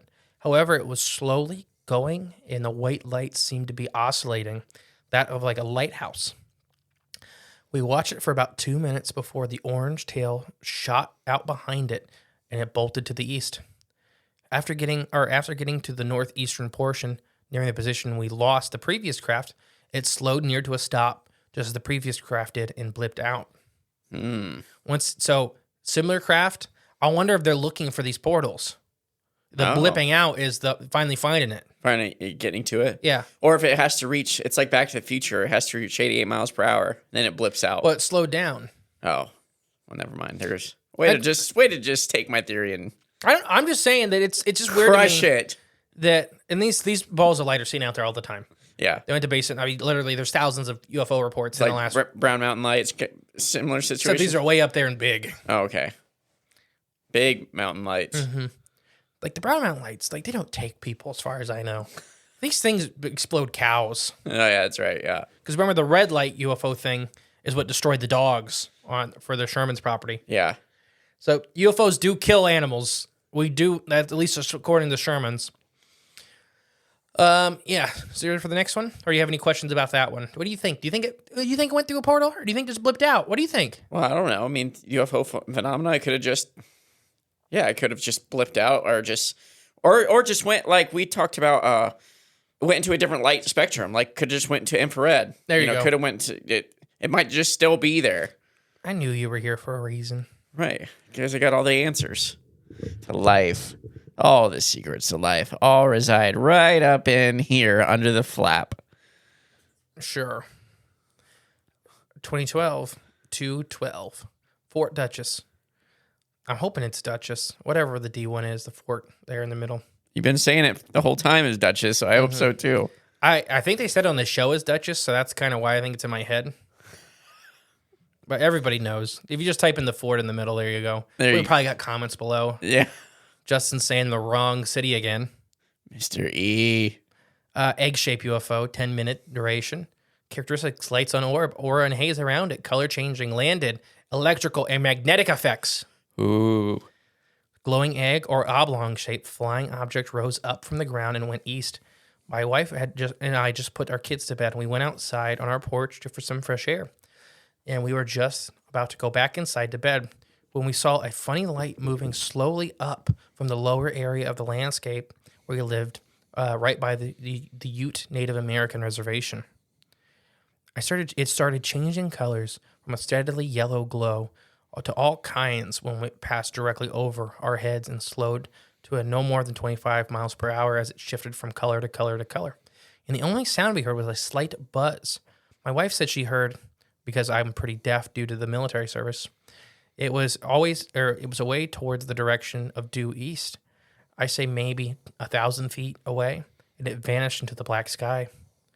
This never happened before in the egg shape, or it was oblong, and yet our power was all shut off in the area. Wow. So he goes in and explains a little more. As the thing was passing, it was knocking out the power below it. Okay. We've heard this before. Yeah. Oh, yeah. Tons of UFOs have that happen. Yeah, just draws. It's like it's drawing on the... But I think this one might be an electromagnetic, like, pulling from that. You know what I mean? Pulling from that energy. Maybe that's why it's pulling. Maybe the ground is a battery, and that's why the UFOs are stopping to refuel. It's like a Tesla charging station. That's why Elon Musk now owns the You're Uinta. ruining the last episode. Do you know Tesla lived in the Uinta Basin for a short period of time? Nikola Tesla? Mm-hmm.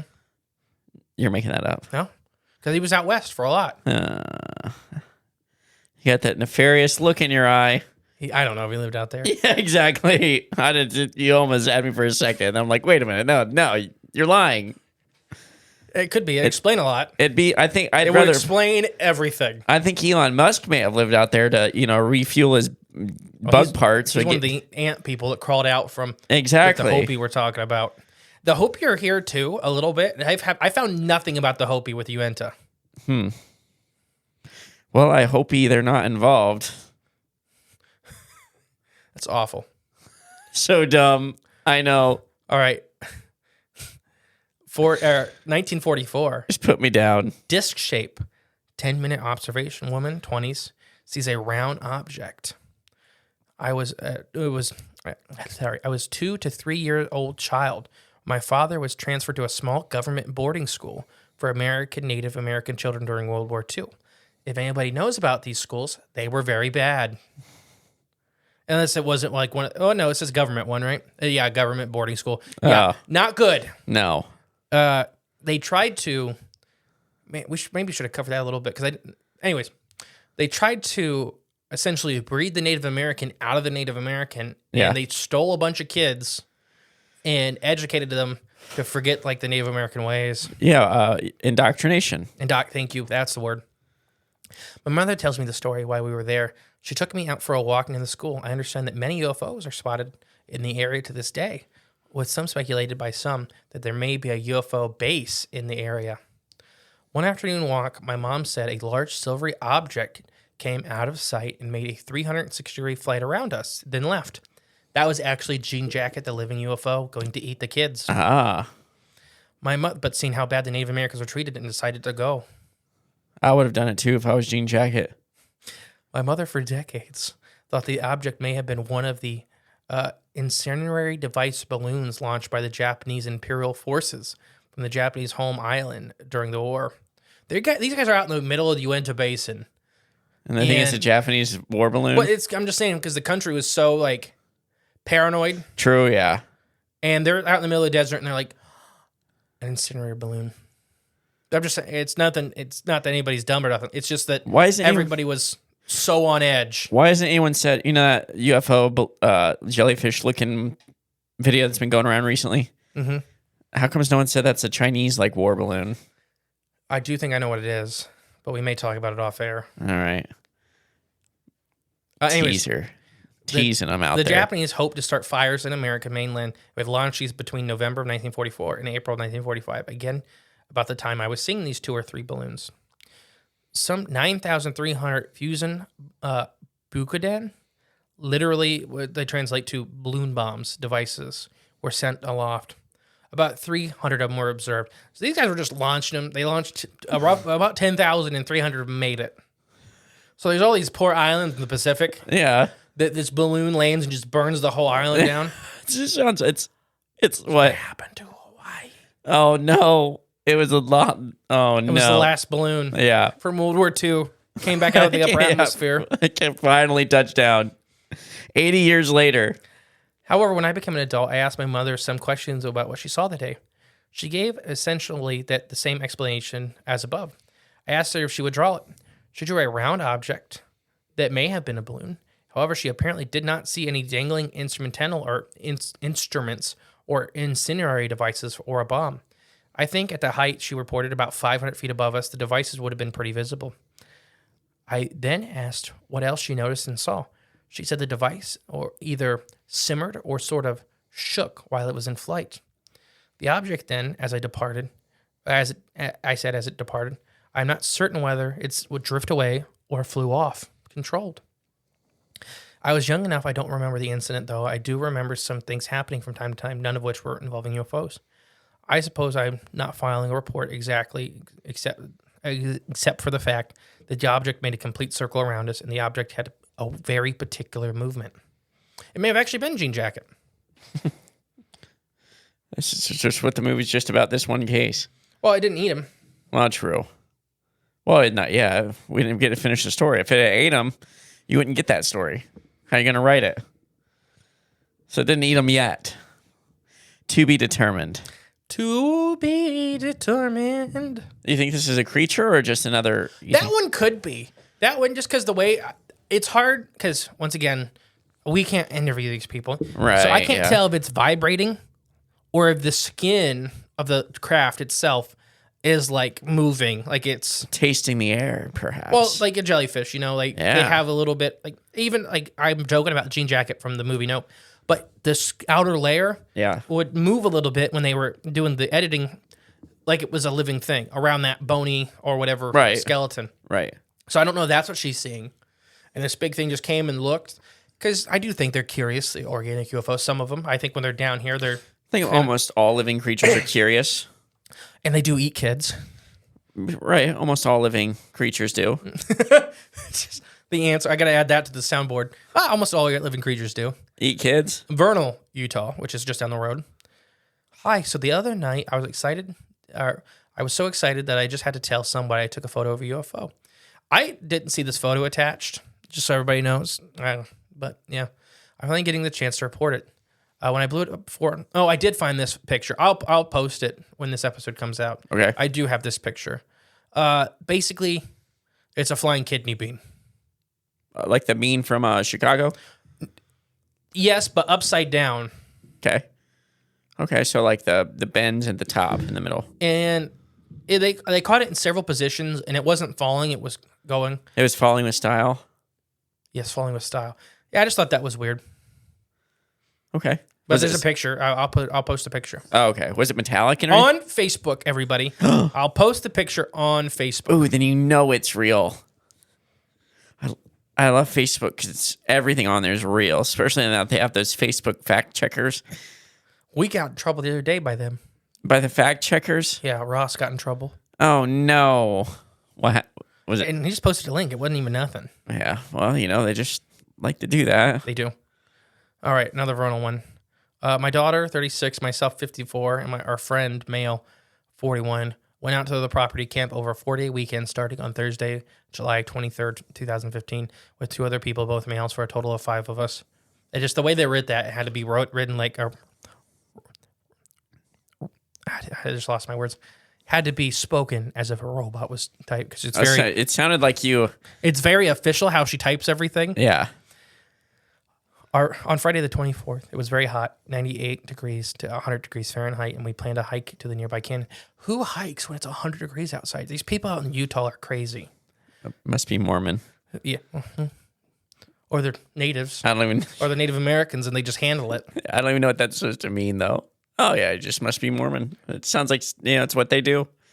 100-degree hikes. It's in the handbook. I could see the one Mormon family we know doing that. I mean, I don't know.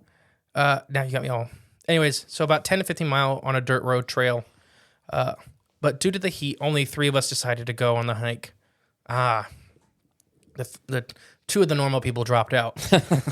My daughter and I drove up in our UTV, and the friend rode his dirt bike. He followed all the way up for about a half mile. Behind us on the dirt road was dusty.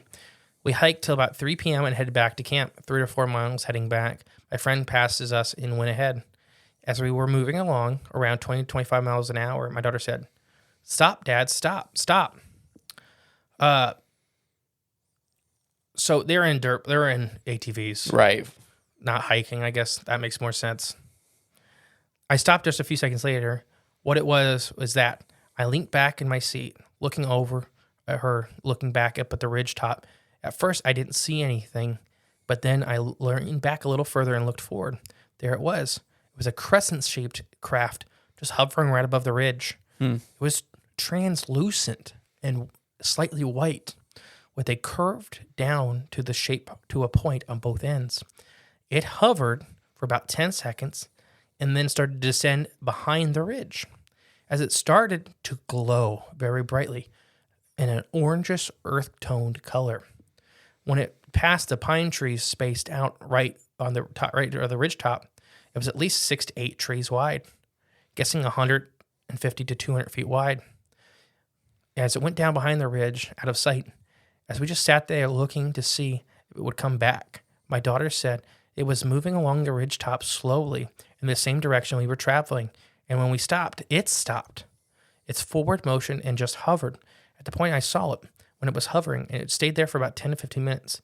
I didn't see it come back, so we moved on.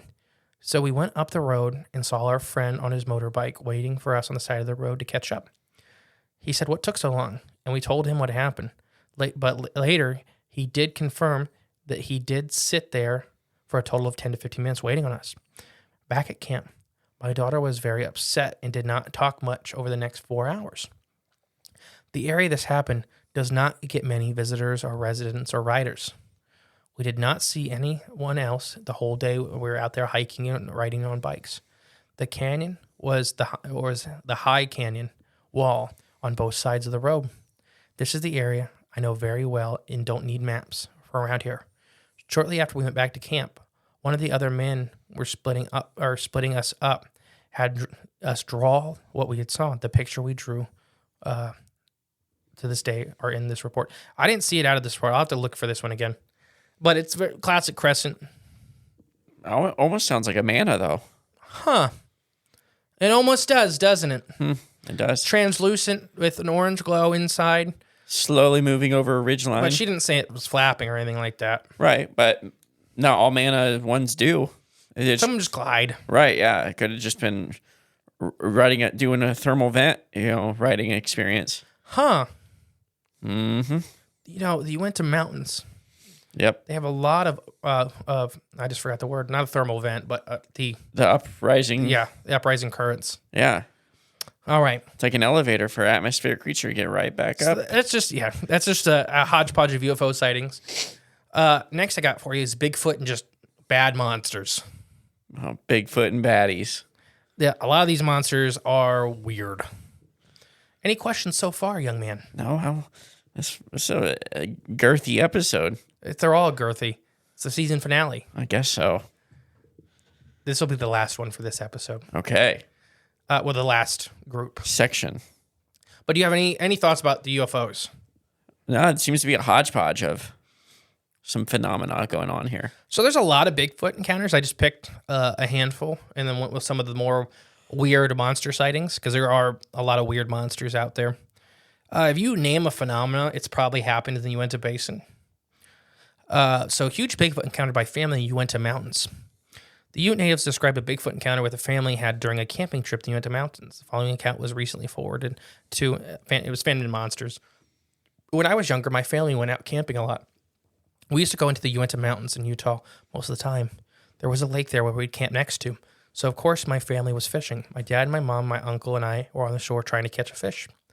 Across the shore on the other side of the small lake, my dad had noticed a huge black hairy figure just standing still, looking right at us. It had to be at least 8 foot tall, maybe even taller since it was so far away. My dad tried to yell at it, but since he thought it was a prank of some sort. I don't remember what Dad said, but I do remember the sound the creature made back. It wasn't anything we understood. It was kind of an unintelligible scream. But it did, however, sound like it knew what my dad was saying. Like it was saying something back to us only in its own language. Mm-hmm. We all looked at it at this point. My grandparents and my brother had joined us. I remember my parents attempting to recreate the screams it was making, as if it would be some kind of appropriate response. This went on for a couple minutes. Very cool encounter so far. Yeah. Then the creature just took off. I mean, quick, fast, on its hands and feet. The entire time, both of it had been on its 2 feet, like a human. But as it turned and started running, it dropped on all fours and out of sight. It had been running for 20. It had to be at least running 25 to 30 miles per hour. My brother, grandpa, and dog tried to chase it, and they went there, and they had seen it in the direction it went. They did find a huge lump of black hair stuck in the briar fence there. Although I'm not certain of what it really. We're not certain that it came from this creature. Why we didn't leave, which still puzzles me. We spent the night there in our tents. It was very windy, and I don't think anyone actually slept. I was worried the creature would come back to our campsite in the night. I'm not sure the rest of my family was so concerned. I think about it from time to time, but honestly, if it wasn't for this rare encounter in Utah, I've seen some UFOs. My brother has followed by a UFO. I lived near Skinwalker Ranch my whole life. Because of our native Ute traditions, I believe many people take these encounters in stride. So you're saying that's why they don't get reported very often, because as long as it's not a Skinwalker, most people don't care. Yeah, yeah. Because it's all in their folklore. It's all in their legends. Just imagine seeing that thing move that fast, especially on drop down all fours. Mm-hmm. I mean, well, we've heard that plenty of times with Bigfoot. So it's just weird. It's finally good to get one where people. I don't remember many where people seen them drop on all fours and run like that. Yeah, it wasn't a spider crawl. We've heard that before. Right. Yeah. This is much more like it, just like a almost bear like crawl. A gorilla or a bear. Yeah. That's what I kind of in picture. But moving that fast through like forest, and then they go and chase it. Yeah. Let's just follow it. Like, no, that'd just be scary. Utah's a different breed. I guess so. The desert does that to you. The desert does that to you. It's that Salt Lake air. Whales in the Great Salt Lake. Cetaceans. Cetacean Station. So next one I have for you is a crawling humanoid figure encountered while hunting in the Uinta Mountains. Okay, sounds frightening. A young man recalls his experience with a pale crawling humanoid while hunting out there in the remote area of the Uinta Mountains. It was surely an encounter that he'll never forget. The following account was forwarded. This incident occurred about 7 years ago when I was in my late teens on a muzzleloader mule deer hunt in the far northeast part of Utah. The area contains some of the most remote places in the state.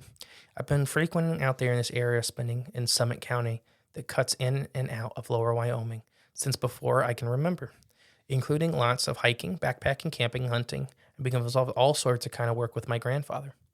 I'm skeptical of all things not proven by the methods of science, but I don't deny all those things. I find that it's impossible for science to know all there is to know out there in this vast world. My grandpa was a recently retired biologist and former conservation officer for the state. He was a regional specialist and was over wildlife and habitat management for many years. He did everything from habitat management programs to quite a bit of wrangling mooses to be transported and darting black bears.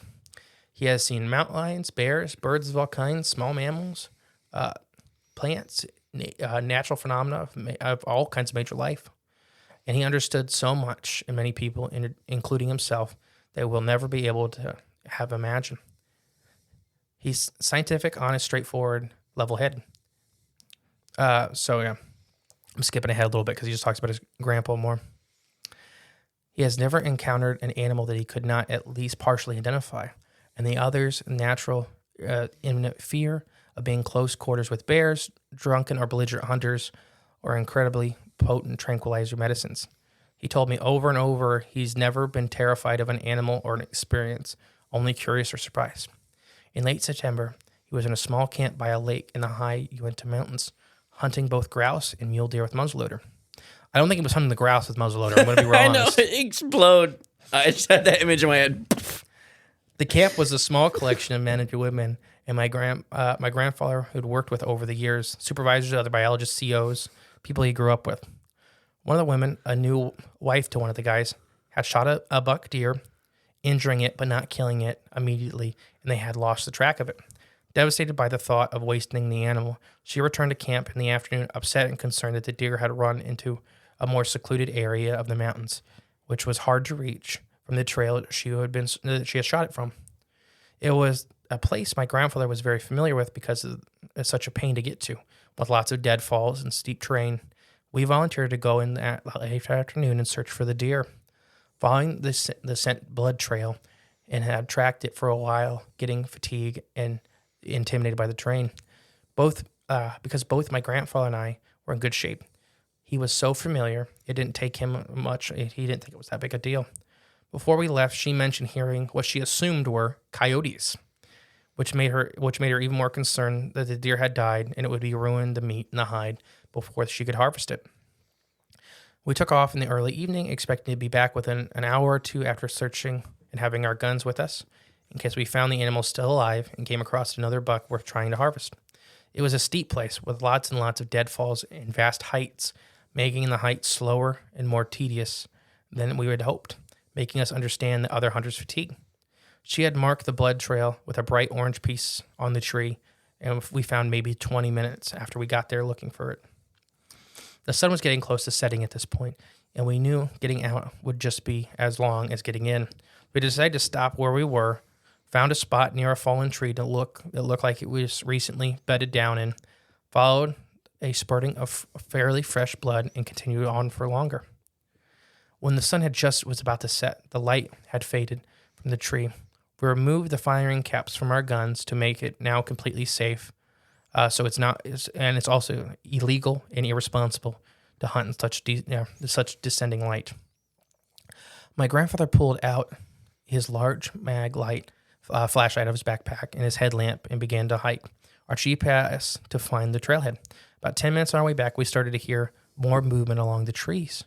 It was normal for animals to start moving when the sun goes down. The animals are likely starting to head towards clearings and water to graze and drink. It is safer in the low light. A small and distant sound of crunching leaves, puttering hoofs of animals, small bits of movement in the trees from squirrels and birds was common.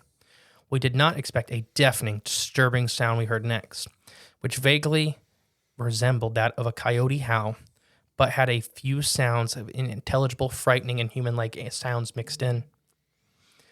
It started with what sounded like a person screaming, but then got louder and more intense, with a screech to it. So unlike any coyote or any other animal we ever heard, there was almost chittering that was between that of a snicker, and there was also movement in the trees coming that was almost calculated, almost threatening. We stopped dead in our tracks, froze as my grandfather started using the light to look around. I was far more freaked out than him at this point. He just seemed perplexed, curious, and a little baffled by what could be making these sounds. It sounded so human, but there was no words, no urge of tone, of help, or I'm trying to scream to mess with you. We continued on after mostly had stopped, and it seemed like the other natural and distant sounds had all gone silent. I listened intensely to the sound of my boots crunching on the dry leaves, trying to tell myself that it was some kind of weird coyote with a horrible deformed larynx or something. Maybe 20 minutes later, or maybe 20 minutes from the main trail that would lead us back to the truck, we heard the chittering sound again, with the sounds of thumping against dead trees. Looking around with our lights, in between the deadfalls, about 15 to 20 feet from us, was a large human-like thing. At this point, it sounds like Bigfoot, right? Yeah. Ish, yeah. It was almost hunched down with long, slender arms around the front of it, a standing aspen. The aspen, of course, was pale white, with knots being, dark brown, and whatever the skin was almost as pale. I caught a very brief glimpse of its face. It seemed round, and the eyes seemed so sunken in. I could not tell the eye color, but the flesh around it was reflective of the eyes from the light. That its face seemed so sunken in and just devilish. I didn't see any fur or hair. I never felt like it looked right at us. It was more staring at my grandpa and just in our direction from confusion and curiosity, like he was there before with the sound. For a mere couple of seconds, I caught a glimpse of it, but that was it. It looked down at the ground, holding my eyes shut, trying to imagine being safe and secure in the truck. My grandfather took a few stumbling steps backwards towards me. I heard the thing go off to the side, moving quickly and with purpose to the trees, side to side, then dropping down behind us. I would assume according to the sound, but I hoped it went in the opposite direction. My grandfather turned, and we were where it was and had veered off. as we followed it. Why? But he soon stopped and looked at me, and I had never before and never since seen him so confused, baffled, horrified, curious, and in awe. I was crying at this point, ugly crying, trying to muffle my shaken breath in my voice. I asked him, what was that? Over and over I asked. There was no answer. He pulled his gun to his shoulder, put the firing cap back in of the igniter so to make the gun live, and carried it in front of his arm. He pulled out the headlight to put on himself. We started walking in towards the trail as he listened off, like it was talking to himself, as if he was talking to himself, as if it wasn't the thing. Couldn't have had been a deer or a moose. It had arms. It was hunched over. It stood upright. A bear? No, a very sick bear. So he's just talking to himself. Right, going through all the options. We heard a sound, the scream human howled distance once more before reaching the trail, which was dirt and gravel and fairly flat, with no deadfalls. We practically jogged back to the truck, locked the doors immediately. It started sobbing. My grandfather turned on the music as loud as possible, trying to distract me on the way back to camp. Probably turn on some Journey. I was a mess when we arrived back to camp. But yeah, basically, his grandpa just kept telling everybody it had to be some kind of really sick animal. And it really disturbed his grandpa. So it doesn't completely scream Bigfoot to me, but there's some markers of, Bigfoot. But it could be anything from Bigfoot to like a Skinwalker to a Dover demon type thing. I mean, I don't know. It could be any of that stuff. Yeah. All right. So I got 2 more entities for you, and then we'll wrap up the episode. Okay. How about a dragon? Dragon? You want a dragon? Oh, Naga? Flying reptiles seen in the Uinta Basin. Something unexpected and scalely apparently flew in the skies over Utah in the late 1800s. In the edition of the 1894 Ogin Standard Examiner, which is in the Uinta Basin, a reputable man saw what described as a 100-foot-long serpent flying over the town of Eden. The creature swooped down over the town by a park, and the men believed the creature was flying between 35 and 40 miles per hour. The monster soon disappeared well into the mountains.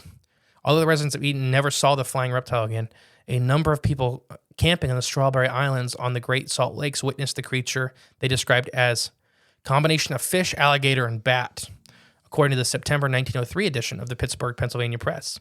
Witnesses also claimed the monster was at least 55 feet long, some swearing it was at least 65 feet long. The head was shaped like that of an alligator, with long, saw-edged teeth, with a gaping snout. The rest of the monster was covered in fine scales. The creature flew towards the group with enormous bat-like wings as it grew closer. It swung down over the crowd and grabbed a horse in its mouth, and then shot back up into the air.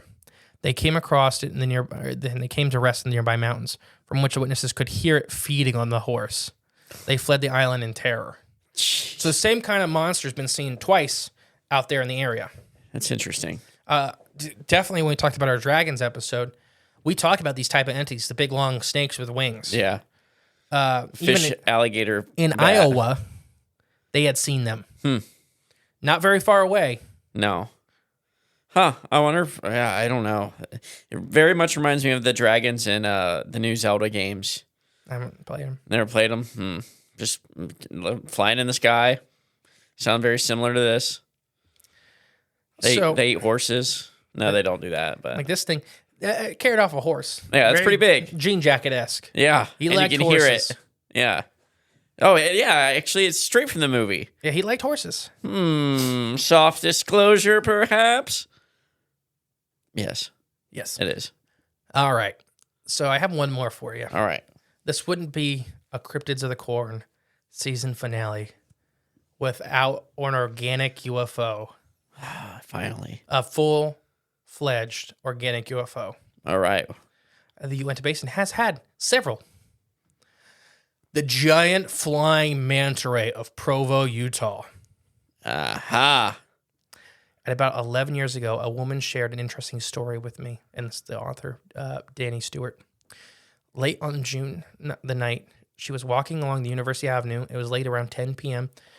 to 300 South, when she saw what she describes as a gigantic black manta ray flying across the Provo sky. Interesting. Black. Like, normally they're translucent. Yeah. So this is different. Okay. The thing was 400 feet in the air, coming from the southeasterly direction, flying to northwest, going to the Uinta Basin. Because Provo is right on the edge of the Uinta Basin. It's flying right into the Uinta. Yeah, it had a 14-foot wingspan, and its body and tail was probably 25 feet long. It flew directly over the Provo City Tabernacle, or what now a temple, eventually disappearing into the night sky. I didn't put much credence into the sighting, but I decided to share with on the ghost tour anyway. The original Provo, Utah ghost tour by the author of this. So he does the ghost tour locally, and a lady basically shared this with him. Okay. It was I was at a lark. Plus, there were some stories of strange flying beings found all over the world, but rarely in Utah on one-time event. So I thought, but again, in 2013, another woman presented me with an almost identical story. She saw something June of 2011 that was the same size, shape, and it was flying in the same trajectory, heading towards the Uinta Basin, and even appeared the same time as the other one. Years passed, local ghost and beastie stories were told, and I began to grow tired of telling the manta ray story. I was about to retire from our ghost tour completely. But then in September 2018, I was standing in front of the Provo Temple, giving one of my tours, actually talking about said beastie, when one of the attendees began to look up and bewildered, almost terrified or worried. My girlfriend and assistant, Tara, approached him and said, I see it. Just recently, this year, I saw it. He says something much like a manta ray-like thing climbing on the side of the old tower in the Utah Valley Regional Medical Center. I'm perplexed and bashed on this, and Tara told me to relay it to her. It was big and black in color, climbing on the side of the building, almost like a bat would climb the side of a barn. It climbed to the top of the tower, leaped off, and flew into the night sky in the northwest. I've had tried to get more information from this gentleman, but he was reluctant to share any encounter any further. Funnily enough, another person came forward a month later with another sighting of flying manta rays. Although the sighting was not relation to the Provo beastie, again I gave the tour talking about the ray and saw a young man whisper in amazement to his girlfriend. I approached him, and he was talking about the next ghostly location, and he told me that he's seen something exactly like I described when he was sun surfing in California. He said, it was huge. It was soaring and just over the clouds. And there was overcast. I watched it for over 15 minutes, and it would appear and disappear within the cloud cover until it flew off out of sight. He had never told me anything, had never told anyone about this because he was afraid that people would make fun of him. He has also nothing to base that on what he had seen.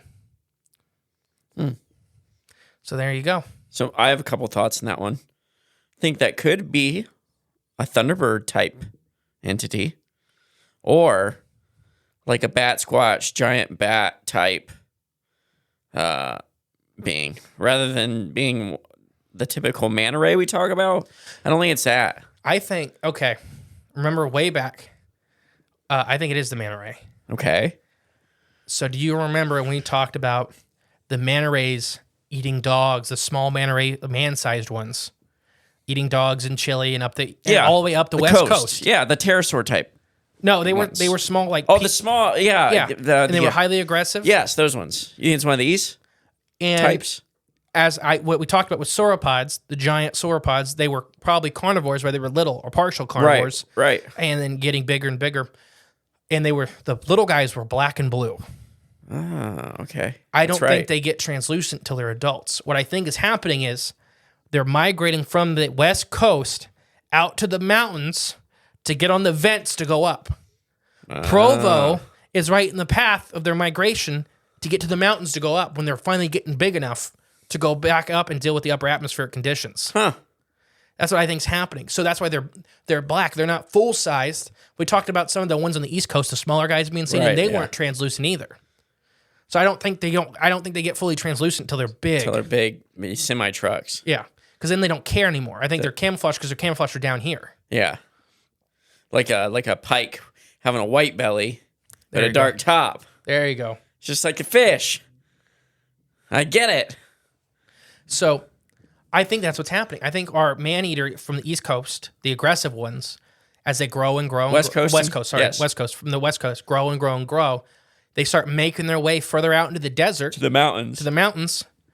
And the original big guy, the flying quote-unquote reptile, may have been an adult of some other species, a predator, preying upon the area where the juveniles go up to the mountains. Like a bear waiting on salmon. Something like that. Yeah. I really think so. I got really excited because I could work in some organic UFO stuff. Yeah. But I want to reiterate one more time. They're coming. They live on the West Coast. I don't even remember what year we did that. I remember talking about it. The though. babies are highly aggressive because we Right. talked about the man-eating manta rays, and they were all up the Peruvian coast, everywhere like, yeah. from the West Coast, from South America to California. Right. Yeah. And they were eating a bunch of dogs and deer Yeah. and stuff. Man, Very aggressive. and then I think these are like 14 foot wide, so they're a little bigger because those guys are like 6 foot wide. Right. So they're a little bigger, and they're starting making their way out into the desert, and they're at this. So I think their skin's a lot tougher at this, like, because even the little guys would land on the ground and Yeah. crawl, but they didn't have arms or anything like that. They would kind of crawl like a stingray you see working the bottom with its fins. Okay. So I think that's what's happening, and they're resting and they're getting ready to go up into the big one, and these big giant dragon snakes are basically hanging out. And when we talk about sky snakes, Yeah. are what we think are apex predators, Like sharks. yeah. Yeah. So that would make sense if this is the path that these juveniles take to go up and get it back up into the upper atmosphere. Then there would be a big predator kind of hanging around the area every once in a Right. while. Yeah. I don't know. I thought it was cool. What do you think? I think it's a good theory. It's a good idea.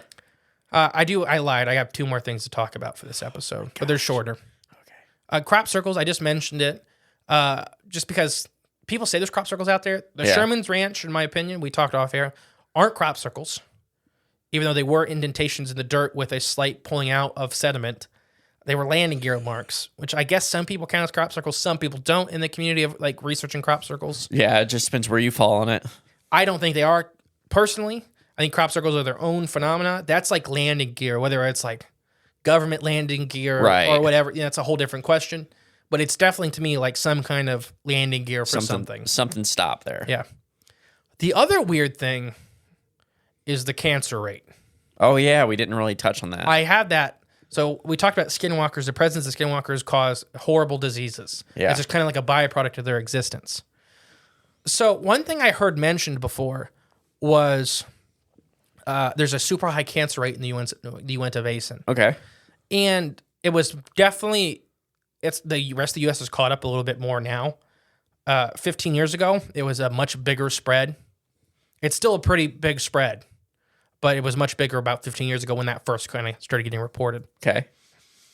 So the cancer rate, the average cancer rate in the U.S. right now is 442 people per 100,000. Obviously, there's variations in that number. If you look Right. at men versus women, if you look at certain races versus other races, and it's Ages definitely and- skewed more towards low income than it is high income, generally dealing with jobs, dealing with chemicals. Yeah. So just saying that's the average. If you make everything neutral, your rough average is like 442. Okay. Okay. So I want to talk about some of the counties in the Uinta Basin. So Wastash County, which is on the edge of the basin, is at 400. So below average. Okay. Sorry. Emory County, which is on the edge of the basin, is right at average, one person over, 443. Dutchess County, which is one of the center counties, is at 450, so we're raised. A little over. Yeah. Carbon and Grand County, which are another part of the Uinta, they start jumping. We have 500 and 535. Washington County is 560, and Daggett County is almost 700. That's a significant jump. It's almost a Significant. it's almost a 35% raise. Yeah, that's a lot. That's a lot. And yeah, so there's a lot. I just had to throw that in there, especially because the Skinwalkers connected to just horrible diseases. yeah. cancer or anybody's experienced cancer. We talked about, my mom both mom and grandpa went through very different cancers that are extremely hard. Yeah. Cancer's a horrific disease. It is. I agree. So it's just, I don't know. It's just something weird. I don't know what to do with this piece of information, but it was something somebody else had said, and I finally found some research. But they were talking about it. It used to be the whole basin was much more skewed towards that. What I think happened is everybody that had cancer 15 years ago died. Yeah. So the number went down. Yeah. Because they all died waiting for the next batch to happen. Yeah, exactly. Jeez, it's so bad. I almost think maybe it's a byproduct of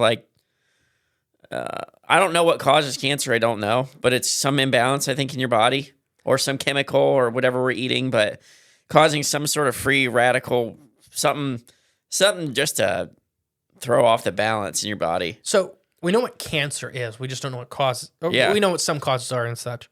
It's cells not being able to fully divide.